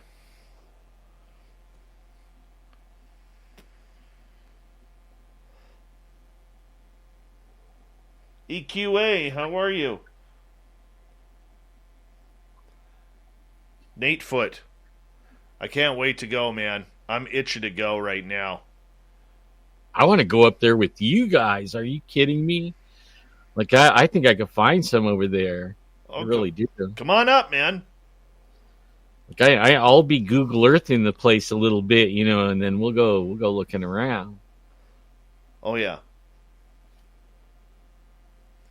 I got one mountain where I believe there's Dogman here too.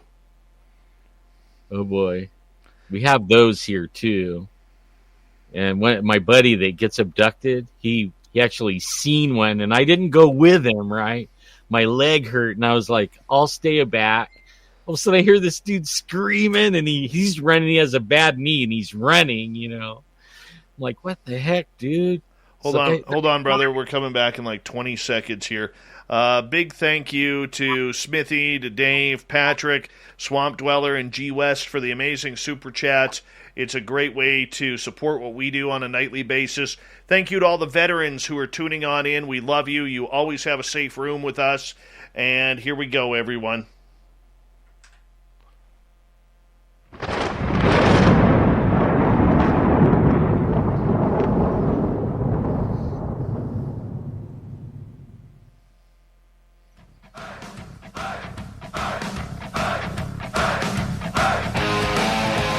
We pass the halfway point of Spaced Out Radio tonight.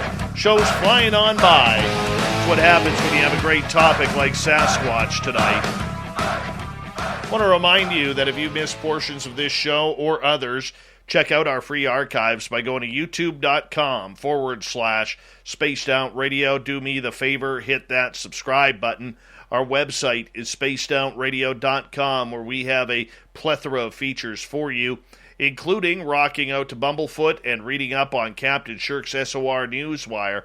Follow us on Twitter at Spaced Out Radio and on Instagram, Spaced Out Radio Show. It's a wild night tonight in the forests of California, where Alan Thomas is tracking Sasquatch, looking for Bigfoot, looking for any signs of this wild, hairy creature that roams the forests of North America. Alan also is a YouTuber, podcaster. He's got everything going for him. Fantastic hair as well, and a good goatee combination to go along with that, because you know we like good hair and facial hair around here. Alan, welcome back. Thank you, sir. Love you, Dave. All right, brother. Let's get to another question from our audience. Nucker down in Oregon is asking, Alan, have you ever seen government interference when it comes to Sasquatch? Yeah, makes me mad. One of the first ones was when we brought Finding Bigfoot to the area, and we took them to our spot, right? And they had already known about it because Cliff Barackman was friends with one of our guys. And we went over there, and then right after the show aired, they started putting pole fence up and filling it with foam. And then they put gates, and now they lock us out all winter. Before they didn't. And they have destroyed several areas where we would have camera traps. And in down here on the Kings River, there's a place called Avocado Lake. And I was talking about the 5 Bigfoot that we've been tracking around here in this area, down on the valley floor. They were having fishermen were saying they were getting rocks, boulders thrown at them, while they're fishing. And the lake is right next to the river. And there's this little road that goes between the lake and the river. And right there, people are fishing, fly fishing and stuff like that. And they get boulders thrown at them. So we went out and investigated. Sure, we reported on our shows. And then the next week, it was around Halloween, they closed the lake. And they didn't open it again until Easter. And we watched as they mowed everything down. They cut all the tree limbs up so you could see all the way across this park and lake. And then they opened it. And I think they killed some Bigfoot in there. Because we quit hearing so many things. But there was Dogman over there too, though. That it was Dogman and Bigfoot reports in that area. And as soon as we brought light to that, they came in and closed it down for almost 6 months. No way. What do you think the government has to do with this creature? I don't understand that part of it. Now, I do know up here the conservation officers, you call them wildlife officers down there, we call them conservation officers up here, they don't talk about it. And that is more so for job protection than anything. Well, my dad was a retired sergeant in the sheriff's department, and my uncle, both sergeants, both retired. And I know some of them still to this day. I grew up with all these guys, and some of the older guys I still know. and they had even hit Bigfoot, gone on calls and hit them with the car, and they can't talk about it. And then I was talking to some newer deputies that I didn't know along this river corridor of these 5, right? And they started putting fences, and they were saying to keep people out, but these big old 12-foot high fences next to the bridges. So they said it so people couldn't fish off the bridge. But there's only on 2 bridges out of a dozen, right? And it's the only bridges where we heard of Bigfoot reports. And I was asking the sheriff about it, and I had to name my uncle's name. He ran for sheriff a couple times, so everybody knows him. As soon as I said that, he's like, "Okay, I'll tell you on the down low. We won't come out here anymore because we keep seeing those big furry guys, but we can't talk about it, and that's what those fences are for." I go, "What are the the things I seen could rip the fence down, or grab it and just kind of go over it and then land in the river. I mean, it would be nothing for it. I mean, if they think they're trying to stop a Bigfoot, that's ridiculous." All right, let's move on to another question. Kaiju Ninja is asking, have you heard the chatter? And if so, can you describe it? Is it different from what you heard from the Sierra sounds that Ronald Moorhead recorded? Yeah, it's totally different than Ron's recordings. But I have heard some of like what Ron talks about. But I've even heard, and I think maybe they're baby ones. But it's like, oh yeah,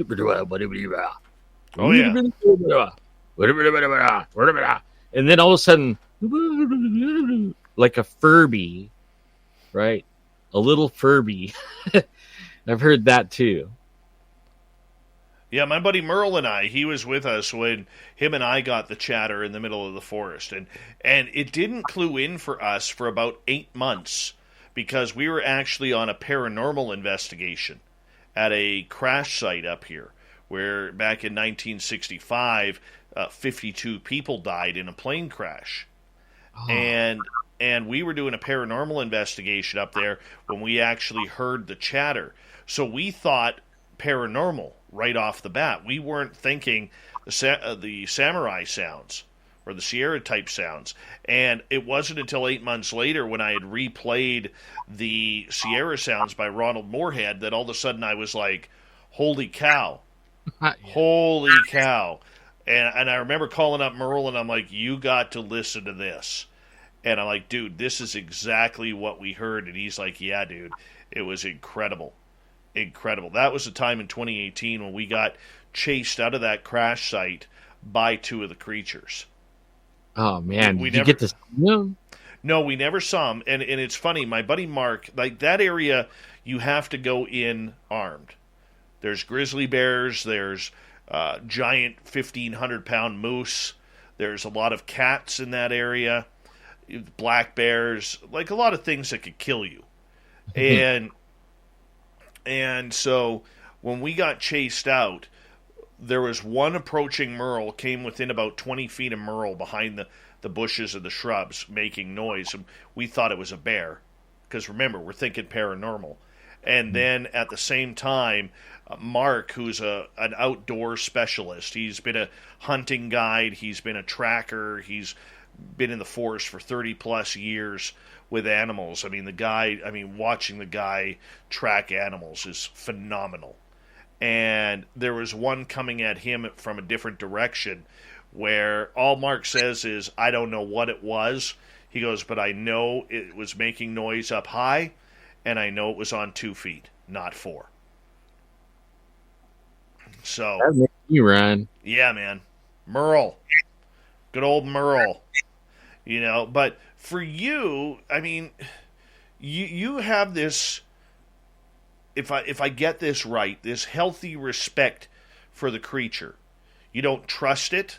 You don't want to, play buddy-buddy with it. But on the flip side, you seem to have this attraction to it that is a little bit odd. I mean, why do you continue to go after this, to find out more, if A, you already know it exists, and B, you've had so many different encounters with it that you're afraid of what may happen, even though it hasn't happened to you? Well, I'm not afraid to die. I died already once, and I even have a story about that. But I'm not afraid to die is the most part. And then I love to camp. I grew up in the mountains and everything, and the whole camping thing and going in the woods thing changed for me in 1 minute. The minute I noticed that was not a man and it was something, and I decided I'm not going to let it change me in what I like to do. Now, granted, I'm not going to go lay under a tree and go to sleep or all the things I used to do. I can't do it anymore at all. But I'm going to keep going back in the woods because I can, and it's not going to stop me. And if it's going to be there all the time, I'm going to try to document everything that I could get, and maybe someday I'll get that $1 million, great video or something. And I mean, I have a really nice video camera. I traveled around the world with a video camera, and I'm good at video cameras. So I have a nice one right now, and with a 400 zoom on it. So, if he gets in, and I have a drone, and I even started my own YouTube, and I can't say it because, it's not, you're not supposed to say that here. I guess I can say it once. It's Sasquatching. But when I get to creeks and rivers and stuff like that, I send the drone up, and I fly up and down the thing with as high resolution as I can. And then even though you might not see anything, when you're flying it, when you go home and put it in the editor, and you because of the resolution, the 4K, you can go way in and zoom in, and it's clear. So if you're just watching a video and you see something out of place, you can kind of zoom in there, Haven't found anything yet, but it's not stopping me neither. Before we get to the next question, I want to ask you, if you got that $1 million film, knowing how critical the entire paranormal community is, and the skeptics and the non-believers are very harsh on anybody who gets evidence, would you release the film? Yeah, I would release it, and then and I would just laugh at them when they came at me, like okay, next time you're camping, you better watch your back, because they're out there, and I'm showing you they're out there, and you better be watching your back, buddy. Now, you have, getting to Nicola's question, you have collected DNA evidence of this creature. What have you done with it? Well, it's kind of like the $1 million shot. We got the DNA, and our team that we have, he moved away now, but at the time, our team had a 17-year veteran CSI police officer, and he did not believe in Bigfoot until the pictures on the imprints on the window that convinced him there was a Bigfoot, because it looked like gorillas to him, and he knew there was no gorillas in the woods. Then when we ran the DNA, it came back mostly human, but a little bit was, they didn't know. And then the guy that ran the DNA said that we contaminated it, and that kind of offended the police guy, the CSI guy. That's his job, right? He collects evidence, DNA evidence and stuff like that. He's like, what? So we went deeper on the DNA, and we took everybody's DNA, and then we had that taken out. Like, if it was in there, we had our DNA taken out. It came back the same. Only on this test, the female's part of the DNA, or the mother's side of the DNA, turned out to be human, which was, over 90 something percent. And then the male, or the dad's side of the DNA, came back not human. And then they said, it was going to be this god awful amount of money to go deeper into it. And we can't afford it, just like we can't afford the super duper cameras, with all the night stuff and all that stuff. We just can't afford. Right. I think saying like $16,000 just to run one test, one more test. It was like, sorry, you got $6,000 for the first test. Come on now. They don't want to know. That's why they make it. They put it out a year where they know you can't afford it. I want to get to Joe's question, and this actually is a question I was going to ask you earlier, but have you noticed, Alan, Bigfoot moving, especially during the forest fires? Because literally we have it's still kind of smoldering now, a massive forest fire that literally surrounded my 2 gifting sites up here. And I know there's all the forest fires that are going on in California. Have you noticed a lot of movement of Sasquatch with the forest fires? Yeah, and the Bigfoot are meaner. Like, I'll put it this way, like every Bigfoot place besides 2 are burned. Every camp area, my favorite ones that I like to go all the time just to camp, burned.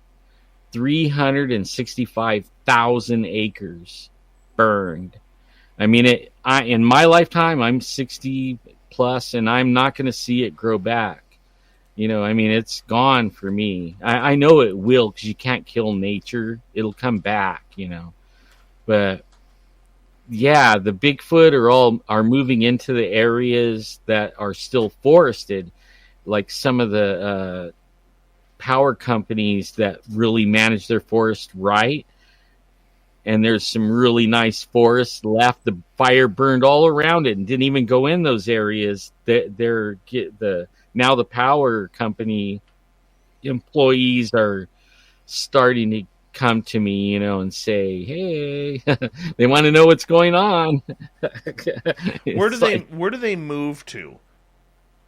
Into the forested areas, or right down here in the valley, like along the rivers, the creeks and stuff like that. In neighborhoods, like if you have a creek or something like that running by your house, and there's areas, they could be like 5 miles apart even, where there's little wild couple of acres and it's all grassy and trees and overgrown.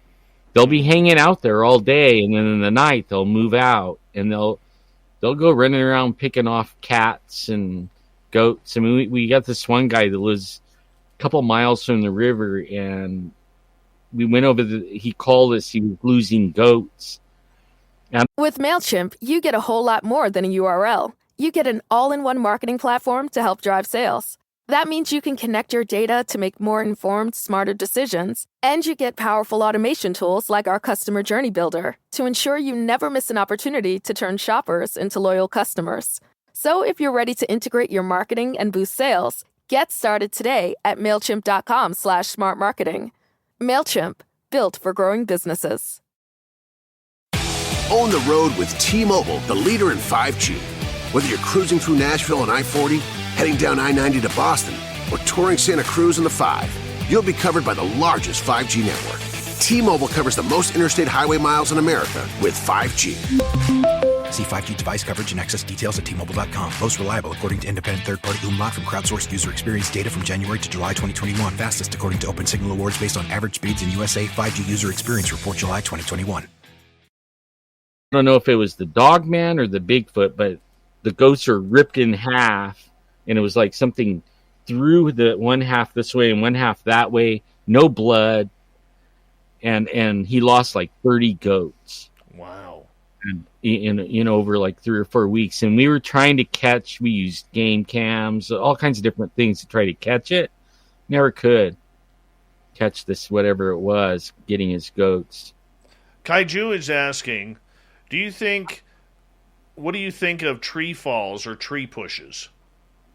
They are to get rid of you. They're being aggressive and they want you out. Like the one on the very first time where we got the DNA, they took a log that was, I don't know, 15 feet long and 14 inches in diameter, something that takes 4 or 5 guys to move out of the road. And it didn't lay it across the road, like if this is the road, it didn't lay it across the road this way. It laid it long way on the top of the road where you couldn't get around it. And it was telling us it didn't want us in there. That was the first time that and then it what was really weird is as we were going in, there was little trees that a 12-year-old could drag and throw over the road. There's like 3 of those. We just get out of the truck and throw it out of the way. And then we came across the one that was long ways, and it took 5 of us. And what tripped me out was we pushed it out of the road, but whatever put it there did not roll it or anything like that, because we tore the road up getting it out of there, rolling it, and it was pristine all around it. So whatever put it there placed it there. And then we found where the log was. So it actually had picked it up and carried it over and placed it right uphill. I don't know, they're amazing, these Bigfoot. All right, let's get to Jim here, who is wondering, do you think Sasquatch is interdimensional? Yeah, I do. Just because of all the stories and some of the things that we don't get on camera. Like the one I was talking about, popping in and out, phasing as it ran. And one of the things they do is when you get eyes on them, and they have their back to you. Okay, this has happened to me a couple times. They have their back to you, and soon as you get eyes on them, they freeze, and they're not looking at you. They didn't look at you. I never took my eyes off them. And that'll be another thing. They'll freeze, and then you think of your camera. You're watching them. You got your eyes on them. You look down, and you're fumbling for your. You look up, and they're gone. It's like, dang it! Even when you are going to go for your camera and you got the shot and everything, you don't get the shot. Right. You mentioned Dogman a couple of times. Kaiju wants to know: do you think it's real? Do you think it's in the area? Yeah, it's real. I've probably talked to 100 people now that's seen it. They don't know each other. They live, in a 20-something mile area. They have to be real. Like, where are these people getting this? And they describe the same thing, the same behaviors, same glowing eyes, all that kind of stuff. Except more vicious, cranky. So far, all the people I've talked to, nobody's been attacked by him or anything. They even my buddy that ran into one here last year when we were down in the river investigating the Dogman sighting that was there, and he ran into it. He said it was like 7 feet tall and really built, and it pointed at him, and he took off running. Yep, that's good enough for me. Yeah. Good enough for me. Sasquatch cave system. Jim wants to know, you think they're using cave systems? I would bet money on it. The Cherokee have stories of people that fasted for 7 days, and the Bigfoot, they don't call it Bigfoot though, but it wanted to marry their daughter. So, and they did trading with some, deer and different things, and they traded, but only the the tribal member wanted to go to visit their house, and they go through a creek, walk through a creek, and then they come to a rock, and it has a cave in it, and they're in there.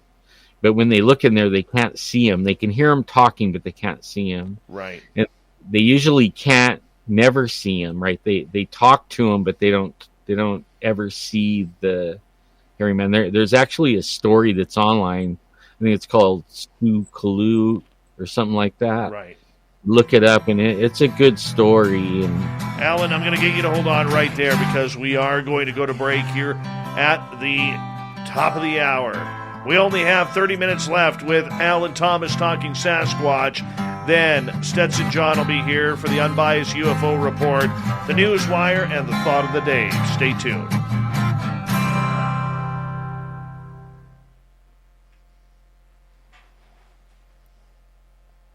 All right, man, I'm just going to step away for a bathroom break. I'll be right back, okay? I'm going to do the same thing. Okay, I'm just going to put you on mute. Be right back, people. Be right back.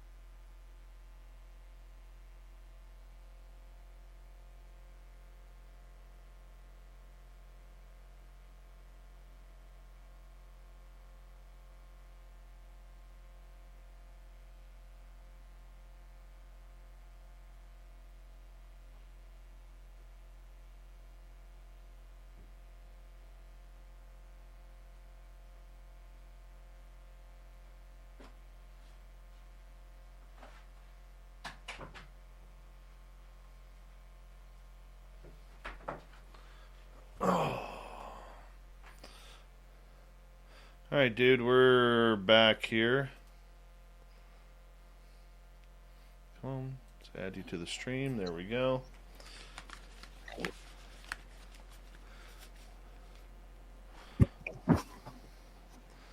This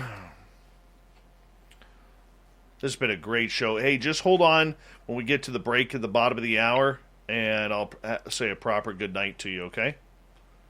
All right. So just so everybody knows, I'm about half an hour behind in the chat room right now. Gnome Squatch, Carl Vibe, how you doing?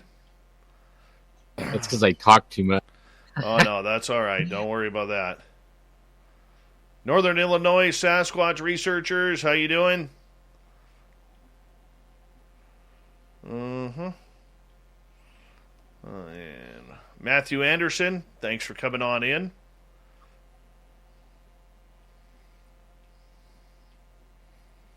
The gorgeous Gloria from Casual Conversations, welcome back. Aussie Steve, what's up, buddy? I'm not even going to catch up here. That's all right. Oh, there we are. Come on, where are you? All right. Thank you to all the veterans who are tuned on in. Thank you to Swamp Dweller, G. West, Patrick, Dave, and Smithy for the super chats. Here we go with hour 3.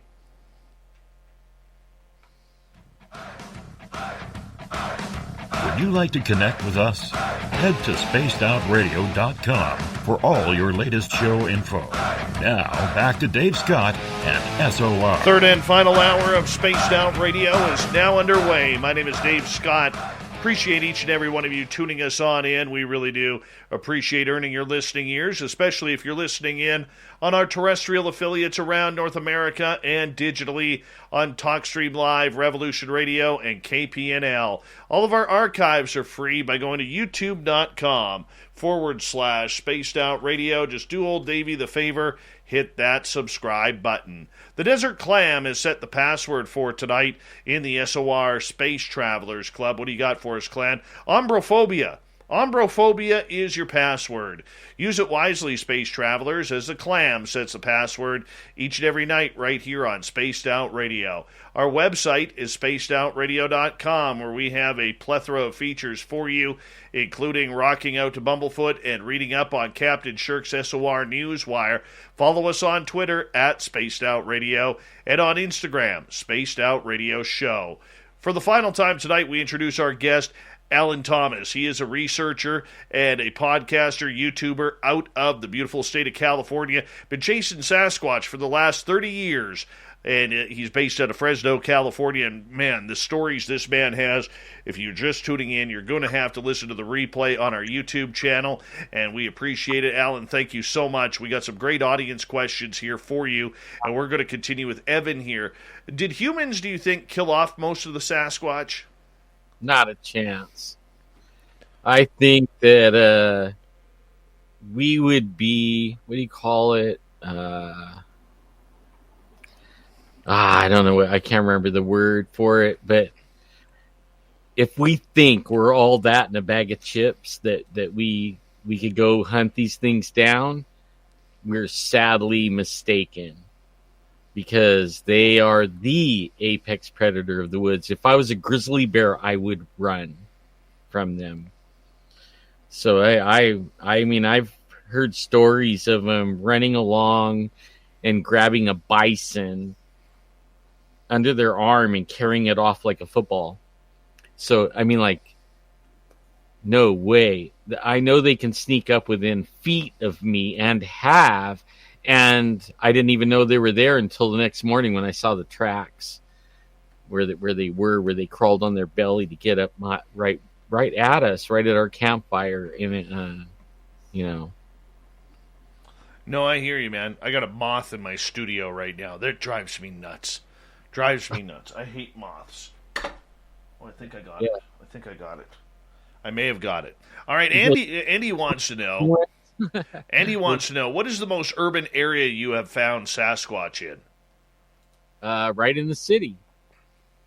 right inside. Like, go on Google Earth and type Reedley, California, and right in the middle of town, running right behind their city college and everything. I mean, like, running across the roofs of people's houses, going through their garbage cans. Yeah, like, that's the closest I ever heard of them being in the town. That's kind of close right there. John is wondering, have you ever considered that they might have the ability for ventriloquism? I'm not sure. I don't know. I'm not an expert, really. I only could go by my experience and what I've talked to people. They have a lot of abilities. It wouldn't surprise me, though. Probably, it would not surprise me. Yeah, that just literally trips me out. Evan wants to know, has the Sasquatch ever asked for anything? Do they trade with you? Yeah, they do. When we don't, like, this is without talking or anything, but they leave things for us. When we leave things for them, they leave feathers, and if they know, like, what kind of rocks you like if they see you picking up rocks, I pick up rocks all the time, little rocks, and they see, I don't know how they know, but they know, like, the ones I like, and they'll leave those. And it won't be out at the gifting spot either. It'll be, like, you'll sit down in your camp chair and look down, and it's right there. And it wasn't there the last time you sat in your camp chair. It was just right there. It's like that. All right. Tony in the UK is asking, have you ever thought about putting your trail cams in a Faraday cage?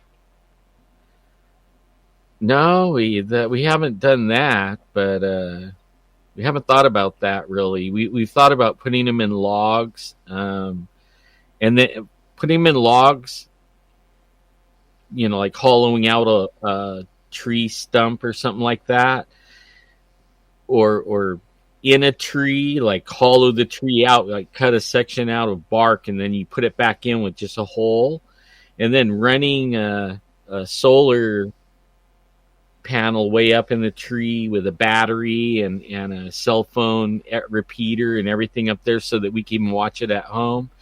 But we haven't got to that yet. We're starting to find cameras.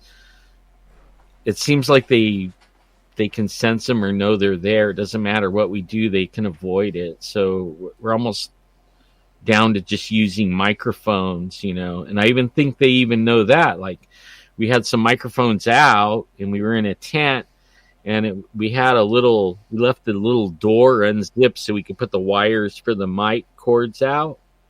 And I had a solar light that turns on from movement, and it broke, and it was staying on, right? And my buddy was mad at me because the light was still on outside the tent, and it was glowing in the tent, and it was lighting up the microphones and stuff, but we were still hearing the thing walking around outside our tent. So, he gets up and he's looking out and he doesn't see anything, but we could still hear the footsteps. And then it starts grabbing the mic and moving it, like rubbing its hand over it. And I got up and I'm looking out there because, you're going to see if there, I couldn't see anything. And I could still hear the headset. I could still hear, but I didn't see anything. So we're almost giving up on cameras besides walking around with them, All right, Jim is asking, do you think Bigfoot could pick up on your vibes? Is that why you see them all the time? Because you carry off a good vibration? Yeah, I'm almost to the thing of, I think once you see one, I think that you might have better odds of seeing one again, because I go with some guys that haven't seen him yet, and I've seen him several. Like we were at this one spot. It's called the Thule Reservation, where they have the Painted Rock, and we were camped over there, and it was at a women's gathering, and I got invited in there, so I brought some friends, I wasn't really supposed to, but only I know the tribal cherry's like, okay. So, and then I have relatives on the res. So we went, and I got up at night to take a leak, and we put these sensors out, like motion sensors, all around the tent. And they're about 20 feet out from the tent, each east, west, north, south. And so I walked up to that sensor, and I didn't want to cross it and wake everybody up. So I just took a leak right there, and I wasn't really paying attention. It was a full moon. I'm under these 200-year-old oak trees in the shade of the moon, right, under these oak trees. And I look up, and there's this. For the ones finding new ways to ensure the job always gets done. For the ones wearing many hats. For the ones who are hands-on, even from far away. And the ones keeping business moving forward. We are Grainger, offering supplies and solutions for every industry, with 24/7 support and experienced staff at over 250 local branches. Call, clickgrainger.com, or just stop by. Grainger, for the ones who get it done.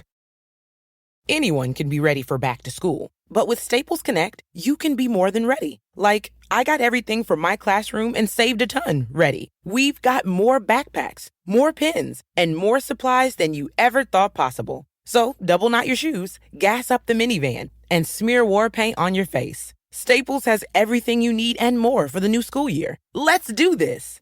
Just visit your nearest Staples store or go to staplesconnect.com for inspiration. It's huge, massive, probably 8 foot, maybe 9 feet tall, Bigfoot, probably 5.5 feet wide at the shoulders, who is bigger than, like, around than the first one I saw, even bigger weight in the waist and legs, and he was just swaying like this. He was probably about 25 feet from me. I peed all over myself trying to get back to the tent. And, so... And nobody else on the trip saw one. My nephew did, but he saw the same one I did. He went out right after I did, about 15 minutes after me, and then he tore up the tent trying to get back in it. And but all the other guys, they didn't see nothing. We've been out for 12 years and they haven't seen anything yet. So I don't know, what warrants that. Nicola's asking, Alan, do you always have a weapon with you, and if so, what type? I usually carry a 40 caliber.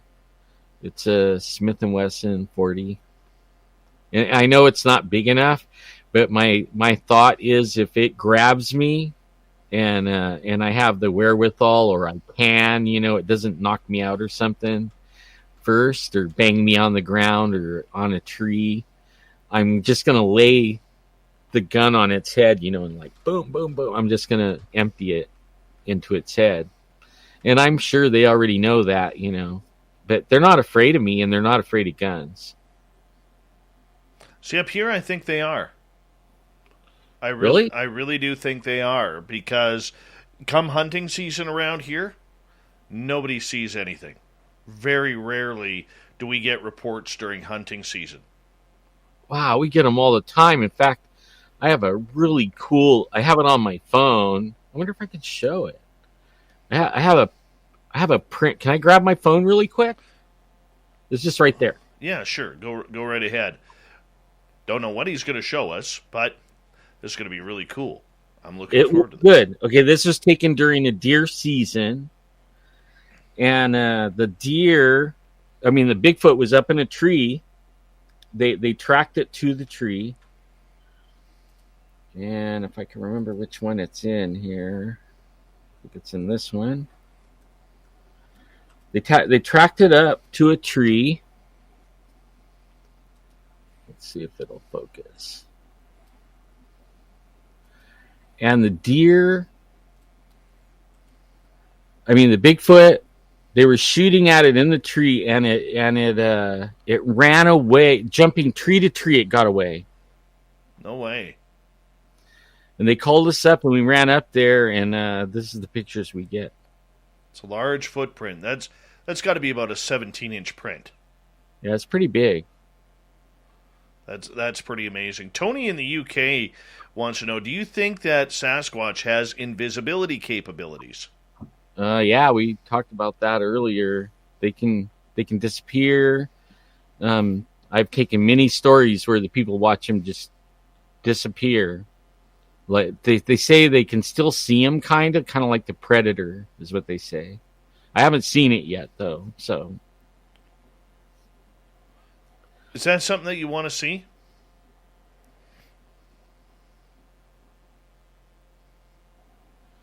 I'm not sure. That might scare me out of the woods forever again, because if I see that, then it could be in the tent with me, and stay all night with me, or you know what I mean. And just the thought of it scares the what out of me. Like that changes the whole game. Like right now, it's just people telling me. Out of all the encounters that you have had over time, what do you want to accomplish with this creature now? What's the goal?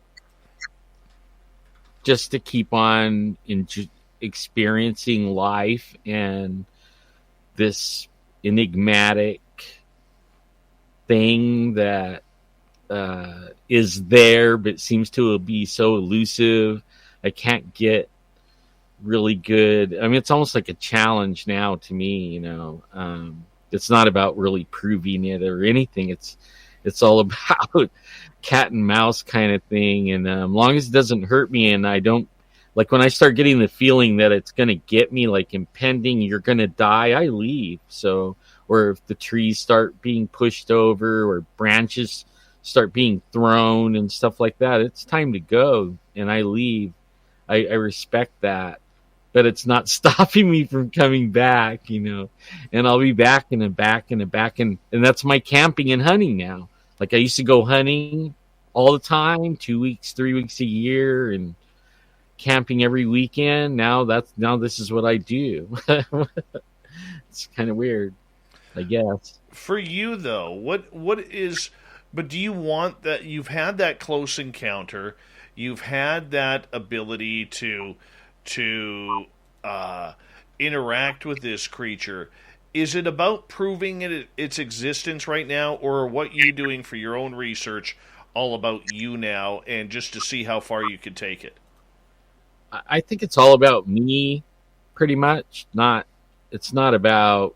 I mean, I like to share things. That's why I have the YouTube channel, and if I get things, like I share my adventures and stuff like that. And a lot of times I don't have anything to share, but only I could just tell you what happened because I don't have any evidence.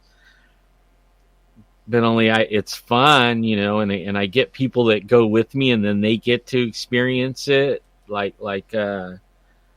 brought this guy. He was a cameraman for our TV show, and we had a TV show for 3 seasons, I think, here local, and he was scientifically, they don't exist. And so we took him to our main area. We call it the spot, where we get the DNA and all the stuff and lots of interaction. You're just about guaranteed to have something nearly every time. Not all the time, but nearly. And we got there, and he was trying to prove to me why they weren't real, all day. That he just kept at me. I'm like, yeah. And then that night, here comes the samurai chatter coming up the road, right? 2 of them. And then they sat down. I showed him where they sat down. They like to hide behind these little small stand of trees, and it's dirt right there. You could see their butt print and everything. But they started throwing little pebbles, and he woke me up, and he's like, they're throwing rocks. And he was black, so all I could see was his eyes. They were like that big, I'm like, what? He goes, they're throwing rocks. And then I heard the samurai chatter over there, and we were laying there, listening to it, and then it stepped on, one of them came closer and stepped on the tarp right next to his head that the tent was on, and he freaked out. Oh my God. Now he believes in Bigfoot, but he won't ever go to the mountains again. That right there, having it walk through camp and step on everybody's tarps on the tent, that was enough. he won't go camping. He won't go to the mountains. He's done camping. And I told him, you got to get over it. Don't let it rule you. Go camping again. He's like, no. No more camping. No more for this guy. No, I can absolutely see that. What do you think the torture is? And I use the word torture very lightly because we talked about this a little bit earlier in the show about the idea that, when you're out camping, they're touching your tent or they're touching your chairs. It's almost like they're trying to get a feel or a sense or a smell from you to see what they are all about. And I know I asked you the question about whether they're curious creatures or not, but do you think that a lot of these human characteristics that they show in their curiosity do lead to some of these missing 411 cases? I believe it, especially. Like we interviewed David Paulides 3 times. And the first time he sent us his 411 book, and I wanted, like, the other guy won't read the book, and I want to read the book so I could ask the questions, good questions, And I got in there, and then my teacher was in the book, my 7th grade teacher. Tell us that story. He was a lieutenant colonel of our local fighter wing. He was a pilot. And when 7th grade, he was a captain. And I used to fly search and rescue with him. Like there would be crashes and stuff like that. And he had a Cessna 310. And I got to know him really well. And I joined the Civil Air Patrol and would march around, and because I was an auxiliary of the Air Force, he could take me in around the airport and stuff.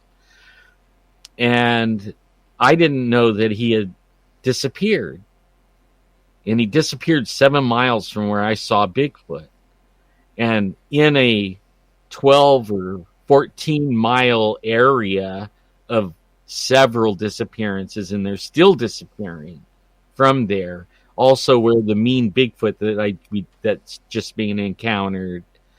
So he's in that little area right by Yosemite. It actually encompasses Yosemite, so it's bigger than 13 miles. But all around Yosemite National Park and all around the park, people turn up missing. Like they just had a husband, wife, their baby, and a dog, and they found him dead on the trail. And they're not releasing. They said they don't seem to think there's foul play. They don't know what killed him, but all of a sudden they have fighter jets parked down at this city that's close by that's helping them with the investigation. I'm like, fighter jets? Like what? But that's all they're telling us right now. And you can look that up on Google. That's happening right now. Okay. Just an interesting thing. What do you call a data point or whatever out of all the things. Right. Yeah, and I've heard about that story, and we're watching that one right now with 2 minutes left before we have to say good night to you tonight. I mean, it's been an incredible show, and I can't wait to bring you back on Spaced Out Radio, man, because I think you're extremely knowledgeable. You're a great storyteller. And in the end, that's what it really counts on for what we do here. And for you, though, could you please tell my audience where they can find your research, your channels, your information? Well, it's the dirty word. It's Dave's dirty word. That way you guys all remember it. It's Squatch Zone on YouTube. And I share as much as I can. I'm not like Dave, though, like twice a week or something like that. I got burnt out on the Paranormal Central thing that we did. We were doing it, once or twice a week for 10, 11 years. But I started out like that, but I'm disabled, and that's why they let me go out of the Paranormal Central. So I'm hit or miss, but I bring whatever I got. Like I go out and I bring everything I got, and usually about once or twice a month. But Squatch Zone on YouTube. We'll get you to change that. No problem. No Yeah, problem. I thought about it. I probably could. Yeah. I never did like the Squatch part. I actually Bobo is the one that had me doing that one. He was like, everybody will remember it, man. Well, you do us a favor, Alan. You stay in touch with us and you keep up the good fight for finding that information, my friend. And we will continue to check in with you and keep you up to going, because I know we want to do a panel one night of Sasquatch, and I think you'd be great for that. So thank you so much for coming on Spaced Out Radio tonight. Alan Thomas, everybody, researcher, podcaster, YouTuber out of California. Coming up next, John Hudson is here with the Unbiased UFO Report. We got Shirky Poo's Newswire and the Thought of the Dave. Stay tuned.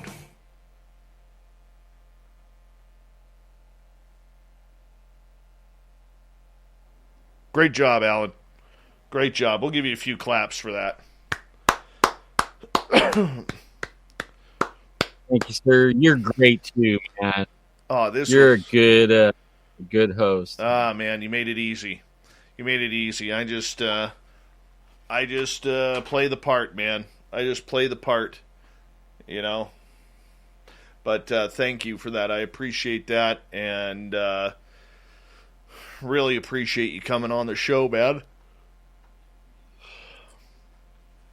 Yeah, so like, what is it? Goes till 12 or? Yeah, we do a news section at the back end of the show here.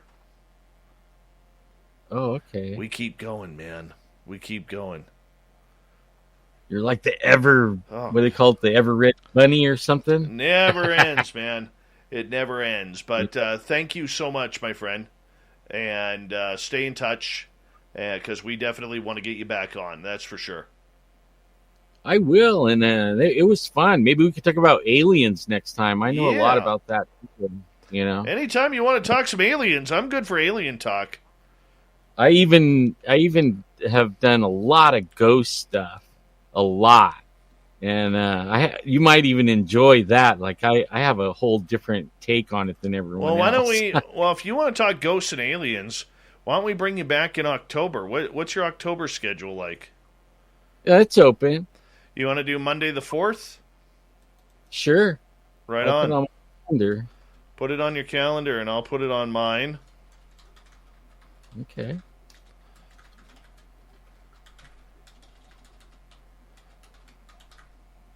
That's a good idea. I better put it on my phone for it.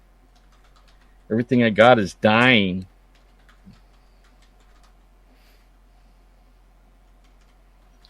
So October 4th, right? Yeah. Columbus Day. You up for that? No, Columbus Day is the 11th. It's telling me all these dates in October. What the heck? There we go. All right, buddy. I will let you go.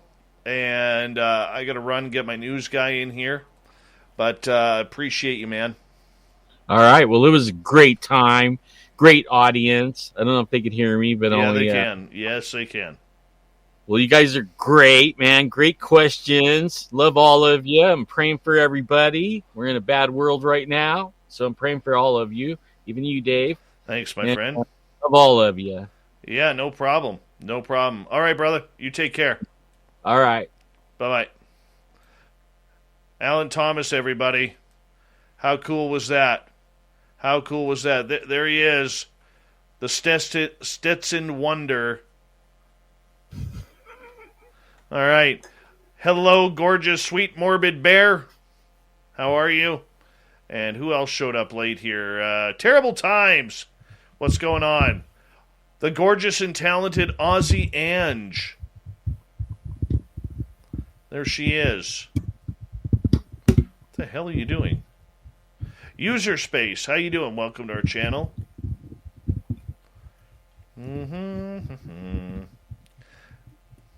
That was a good show. Very good show.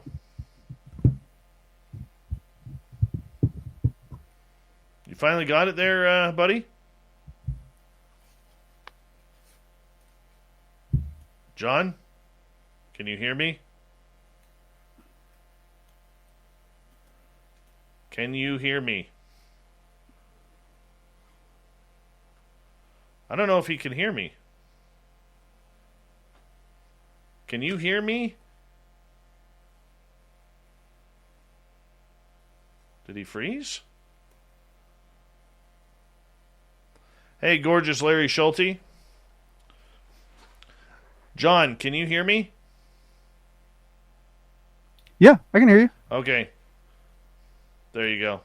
Yeah, it was weird. I forgot my earphones were still locked to my phone, and my phone was on a small delay. So I was watching you talk on the screen, and I was hearing something different. I was like, what's going on? Yeah, that kind of freaked me out there for a quick second. That's okay. Sorry about that, buddy. That's all right. Like, oh my God, we gotta fix this. We gotta fix this.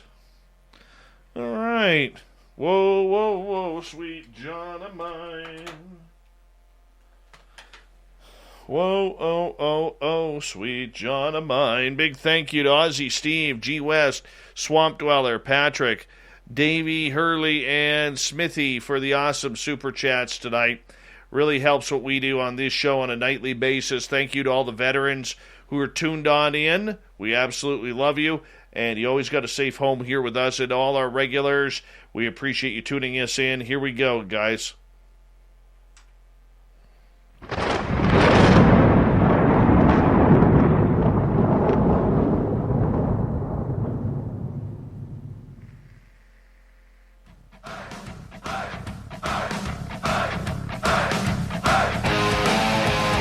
We rounded third. We're heading for home tonight on Spaced Out Radio. My name is Dave Scott. Thank you so much for taking the time to join us. We really do appreciate earning your listening ears. We want to remind you that if you missed most of this show or others, check out our free archives by going to youtube.com/Spaced Out Radio. Do me the favor, hit that subscribe button. Our website is spacedoutradio.com, where we have a plethora of features for you, including rocking out to Bumblefoot and reading up on Captain Shirk's SOR Newswire. Follow us on Twitter at Spaced Out Radio and on Instagram, Spaced Out Radio Show. It is time once again for John Hudson's Unbiased UFO Report.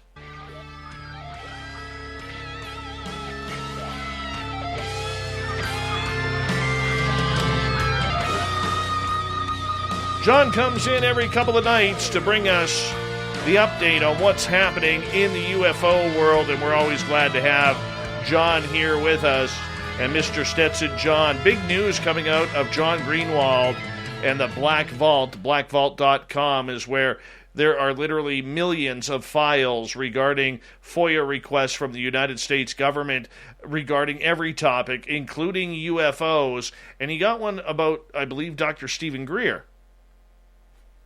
Well, yeah, first off, even everybody, thank you for coming in. With MailChimp, you get a whole lot more than a URL. You get an all-in-one marketing platform to help drive sales. That means you can connect your data to make more informed, smarter decisions. And you get powerful automation tools like our Customer Journey Builder to ensure you never miss an opportunity to turn shoppers into loyal customers. So if you're ready to integrate your marketing and boost sales, get started today at MailChimp.com/smartmarketing. MailChimp, built for growing businesses. Own the road with T-Mobile, the leader in 5G. Whether you're cruising through Nashville on I-40, heading down I-90 to Boston, or touring Santa Cruz in the 5, you'll be covered by the largest 5G network. T-Mobile covers the most interstate highway miles in America with 5G. See 5G device coverage and access details at T-Mobile.com. Most reliable according to independent third-party Umlaut from crowdsourced user experience data from January to July 2021. Fastest according to Open Signal Awards based on average speeds in USA 5G user experience report July 2021. And listening. This is a cool one. First off, hats off to John Greenwald, doing great work as always. His attention to detail is absolutely fantastic. What this comes down to is that if you talk to a lot of people that support the Wilson documents, and we've talked about the Wilson documents a couple of times. When I submit my notes, I'll try to put links into those documents. And basically, there's a lot of people that believe that this NRO document that Stephen Greer had is the root of the entire Wilson document empire, sort of a thing. And what John basically did, and I can give you some details depending on how much you want, is to go over the rather serious problems that exist in this document. Things that were really low hanging fruit. Things like, for example, the fact that it's supposedly an NRO document, but there's an Air Force seal on the top left-hand corner. That's really bizarre. Now, as a counterpoint, it's possible that because the NRO people are usually staffed by senior Air Force people, that an Air Force guy didn't change his letterhead, but it's really challenging. What is the purpose of this? Why do we keep going back to whether or not we're trying to figure out if the Wilson documents are real or fake? Well, personally, my personal belief is a lot of this has to do with the psychology of what a lot of people are going through. And that is that, you take something like the Wilson documents, and for those of you who have read them, they're kind of crazy. They're very descriptive. They really go out on a limb in many cases. And when you read them, it defies most people's belief. And so therefore it's become this linchpin where people are like, oh, if these are real, then everything else is real. Or if these are not real, then maybe everything isn't real. And so the problem is it becomes this focal point where people want so badly for this one data point to be true, and we all need to consider the fact that all data points should be relatively equal. Okay, but, a lot of the UFO talk the last year has been about these ever since Grant Cameron first mentioned the possibility of these documents on this show back in, I believe, 2019. And here we are almost 2.5 years later, and we're still debating whether or not these are real. Eric Davis tends to believe they happened. He is staunchly saying that he was in that vehicle. He's the one who is saying that Admiral Wilson did talk to him about UFOs and what the cover-up was. And yet it just seems like there's a lot of narratives around this entire subject. I just don't get it. Is the government trying to cover up these documents and play them as false? So that is entirely possible. And this is the challenge, is that what we're all doing is we're all doing either reductive or inductive reasoning, and we're basically taking all these little tiny data points and trying to string together narratives to explain what's going on. And this causes us to focus too much and think that, oh, if this one thing proves wrong, everything else proves wrong. For example, in John Greenwald's talk today, the first, I forget what I wrote down, but the first 32 minutes were fantastic. John tears through this document, points out all sorts of things that are wrong with it, and really, in a lot of people's views, basically points out the fact that this NRO document is very likely to be false. It's very likely to be a fraudulent document. And if this document is what Stephen Greer says that he gave to Wilson, and that Wilson used to then go and do his investigation, which then led to the talk that he had with Dr. Davis, and it turns out that NRO document is false, then that puts the entire narrative beyond that in question, in John Greenwald's opinion. And the challenge to your previous question is that you have Richard Dolan, you have Grant Cameron, you have both stating very point blank that this is an authentic document. And then you have people like, Dr. Eric Davis and others insinuating that it is an authentic document. You also have an astronaut involved. I mean, there's a lot of really serious people that are standing up for this document. And so it becomes this huge challenge, because what do you do if all these people are saying it for the document, and then you find all these problems with its authenticity? It's very challenging. There's a lot of credibility on the line, is what you're saying. Yes. And I want to point out that in the rest of John Greenwald's presentation, it was like 3 hours, he spends everything after 3238 explaining why he thinks that the fact that the NRO document is false means that everything else is far, as to insinuate that Dr. Eric Davis lied, that all these other people are lying or they're intentionally deceiving. And my challenge is I don't think I have a challenge with people going that far. And I think that the NRO document might be fake, but you can't necessarily guarantee that means that the rest of the card house falls. You know what? Here's the one thing that we do know. If we're going to start, and this isn't a shot at John Greenwald or the Black Vault. He's a good friend of this show. Yep. He does incredible work. work, okay? And we all got to commend him for that. But here's the thing that I don't like. Once again, when it comes to UFOs, we are trying to get the government and these agencies who have for years covered up this subject, trying to tell us, oh, don't believe that document. Don't believe Eric Davis. Don't believe what you've heard. All right? And for me, that just reeks of arrogance and cover-up of the entire narrative, because we do know, if we take Luis Elizondo at his word, as well as others, that 50% of the government and their staff want this released, and let's get it out into the open. The other 50% does not. We even see it in the military. Yes, but the military branches are even split. Absolutely agreed. And but what you bring up is another challenge, right? Because you have Elizondo, who people have very strong opinions about, saying point blank that the one problem Eric Davis has with his personality structure is that he can't lie. So now you have Elizondo standing up for Eric Davis, and you have John Greenwald saying that Eric Davis might be a misinformation person. And that it's just the problem is that none of us should be coming to conclusions right now. All we have right now is data points, and we don't have enough data to come to conclusions. And as soon as we start doing that, it pitches people against each other. All right. Down at the International UFO Congress this past weekend in Arizona, we finally heard from disgraced governor of Arizona, Fife Symington, who literally made fun of the Phoenix Lights back on March 13th, 1997. How did he do that? The next day, on March 14th, 1997, where literally every member of the Arizona media, as well as national media, was in a conference room at a hotel where Fife Symington was making an announcement about the Phoenix Lights, and he literally trotted out a couple of police officers with a person in an alien costume in handcuffs, to make fun of the entire event, that it could have been a major, major boomerang UFO.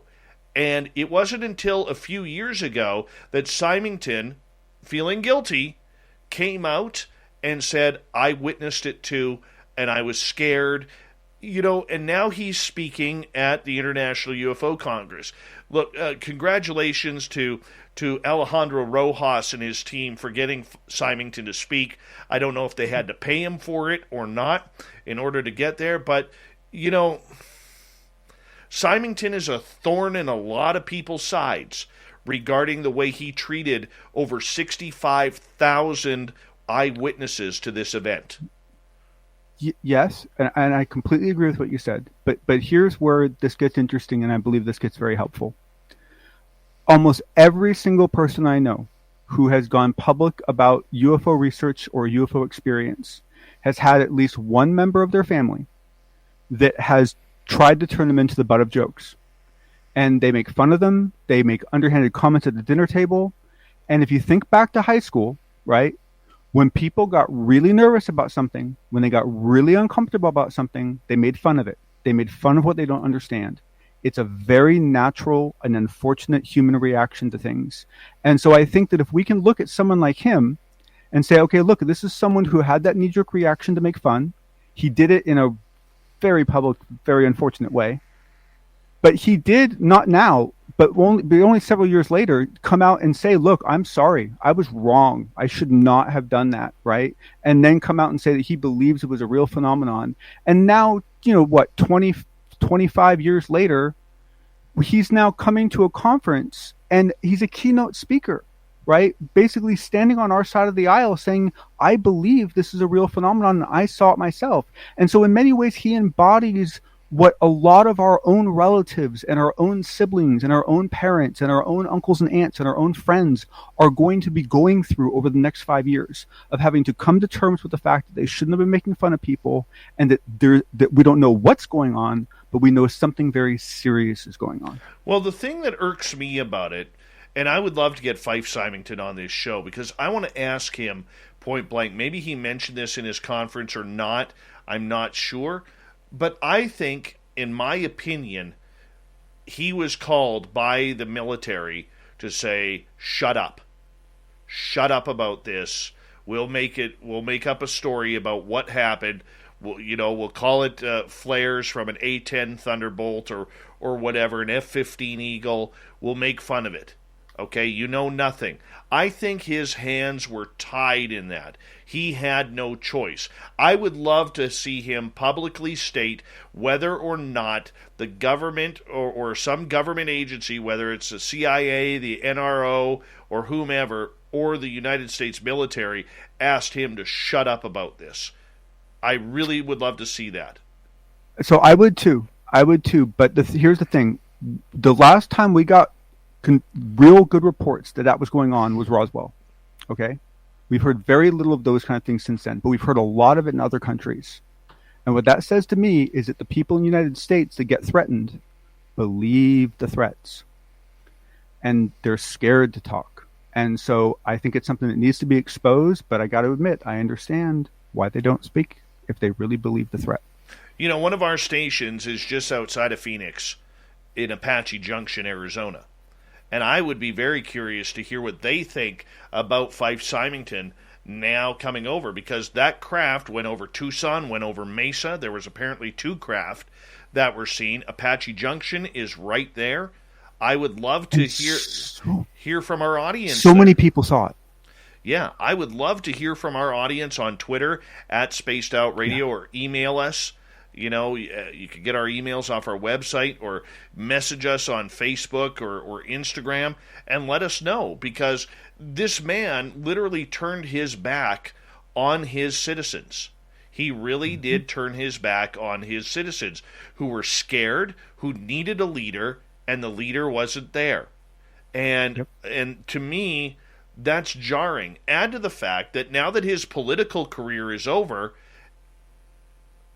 has he ever really, I know he did one report, but has he ever really offered and I don't know this, so I'm asking, has he ever offered an official apology to the citizens for this event and making fun of it? My understanding, what I read today, was that he did. And he did it, actually, I believe it was 6 or 8 years after the event. So it was a while ago that he did so. But my understanding is that he did. And my understanding is that there was 2 stages. There was a stage where he apologized and admitted that it was a phenomenon, and then there was a later stage where now he's admitting that he saw something. Well, I mean, hey, kudos for him speaking out. Yes. But 20-some years later, it's a little too late. Because he could have really, really helped out his citizens and broken this open. The other question I would like to hear, and maybe he spoke about it, maybe he didn't, okay, but he must be, let me rephrase that, I would like to get his opinion on what he thinks of the preliminary DNI report that only goes to 2004 and does not cover events like the Phoenix Lights. I would be very curious about that, because one of our former guests, David, he's a ghost hunter now, David Spinks, he was actually in the U.S. Air Force, stationed at Monahan Davis Air Force Base. And they were actually locked in the mess hall with the window shades down. They were not allowed to look out. They had to sit down. They were not allowed to look outside. The entire base was locked down while they were scrambling jets to get them in the air during the Phoenix Lights event. And that is highly questionable. Or Davis Monahan, I think that's a base. Yeah. Wow. And that is highly questionable. Yeah. So the question is, what really happened? How many craft were there? We know there were 2 that we know of the big one where we saw the video of, and there was apparently a smaller craft that was seen earlier in the day. But I would like to know this, okay? And there are more witnesses. Yes, there are way more witnesses in this case. And I would like to see Symington come out. Maybe he did it at the International UFO Congress. Maybe not. But it is what it is. Quickly here, before we got to get going here, Tic Tac going into space? So Tic Tac, I first off, I think you should get them to sponsor your show. I think they're fantastic. I love how they are embracing this, and they did. They took a container, they loaded it with Tic Tacs, they attached it to a balloon, and they sent it into space. Good for them. And the container was shaped like a Tic Tac. And so they are embracing this report. They're embracing the Navy, and I love the fact that they're rolling with it.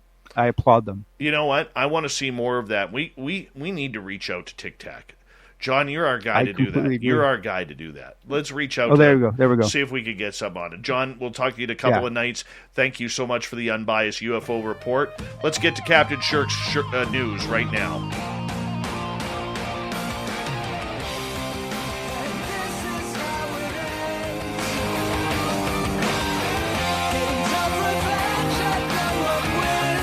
Let's get Captain Shirky Poo's News Wire.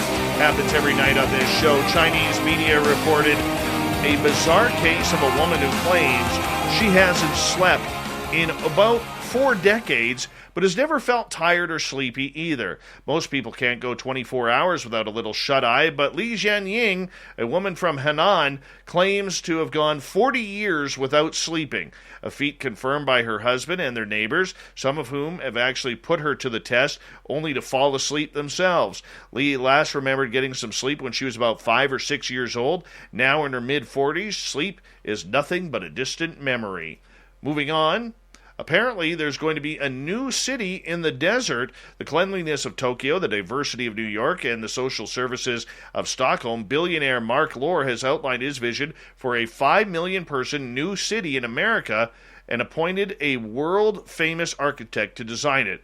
Now they just need about $400 billion in funding. The former Walmart executive last week unveiled plans for Telosa, a sustainable metropolis that he hopes to create from scratch in the American desert. The ambitious 150,000-acre proposal promises eco-friendly architecture, sustainable energy, and a purportedly drought-resistant water system. And finally tonight, when people go fishing, they expect to catch a fish, not tortillas. One Florida angler, however, caught a little bit of both, a fish that looks just like a floured tortilla. What the heck is that? Tom Bosworth said, an angler and retiree who lives near Tampa Bay. There's 200 species of fish out in Tampa Bay, and that one's the strangest I've ever caught, he said. Bosworth caught the fish on March 31st while fishing with 2 friends. However, the fish was identified publicly only recently as an orange filefish. Orange filefish. Well, there we go. Now we know the mystery.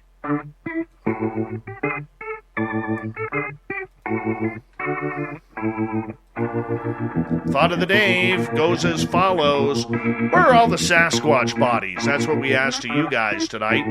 The big question is, from Eric, either decomposed or buried. Christopher says most animals are scavenged and ripped apart in the wild. Ken, what happens to gorilla bodies in the jungle? Maybe that's where you find the answer. Robin, Sasquatch bury their dead. They have actually a form of funeral. Sonia, where are all the mermaid bodies?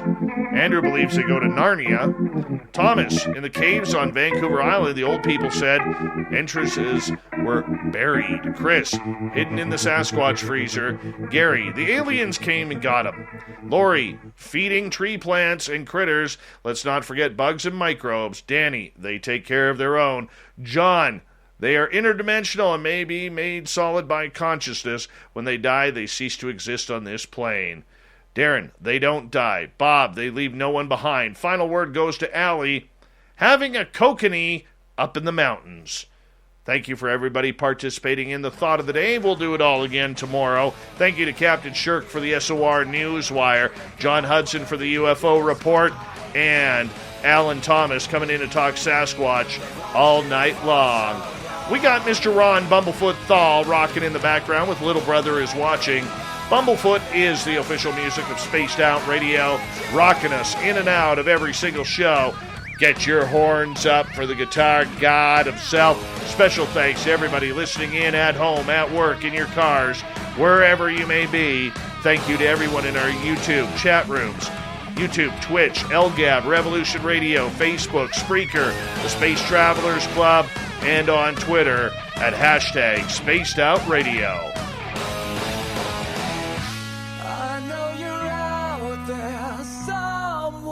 This show is copyright by Spaced Out Radio and SOR Media Ventures Limited. Thank you so much for choosing to share your evening with us, because together, my friends, make a mistake, we're watching. We own the night. Mr. Bumblefoot, we need a favor. We need you to take us home.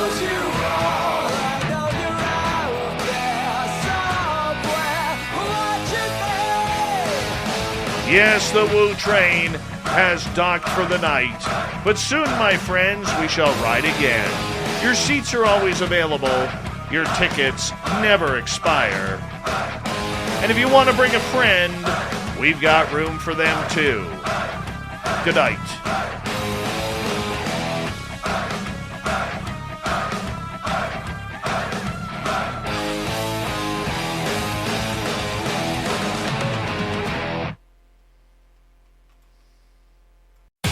Own the road with T-Mobile, the leader in 5G.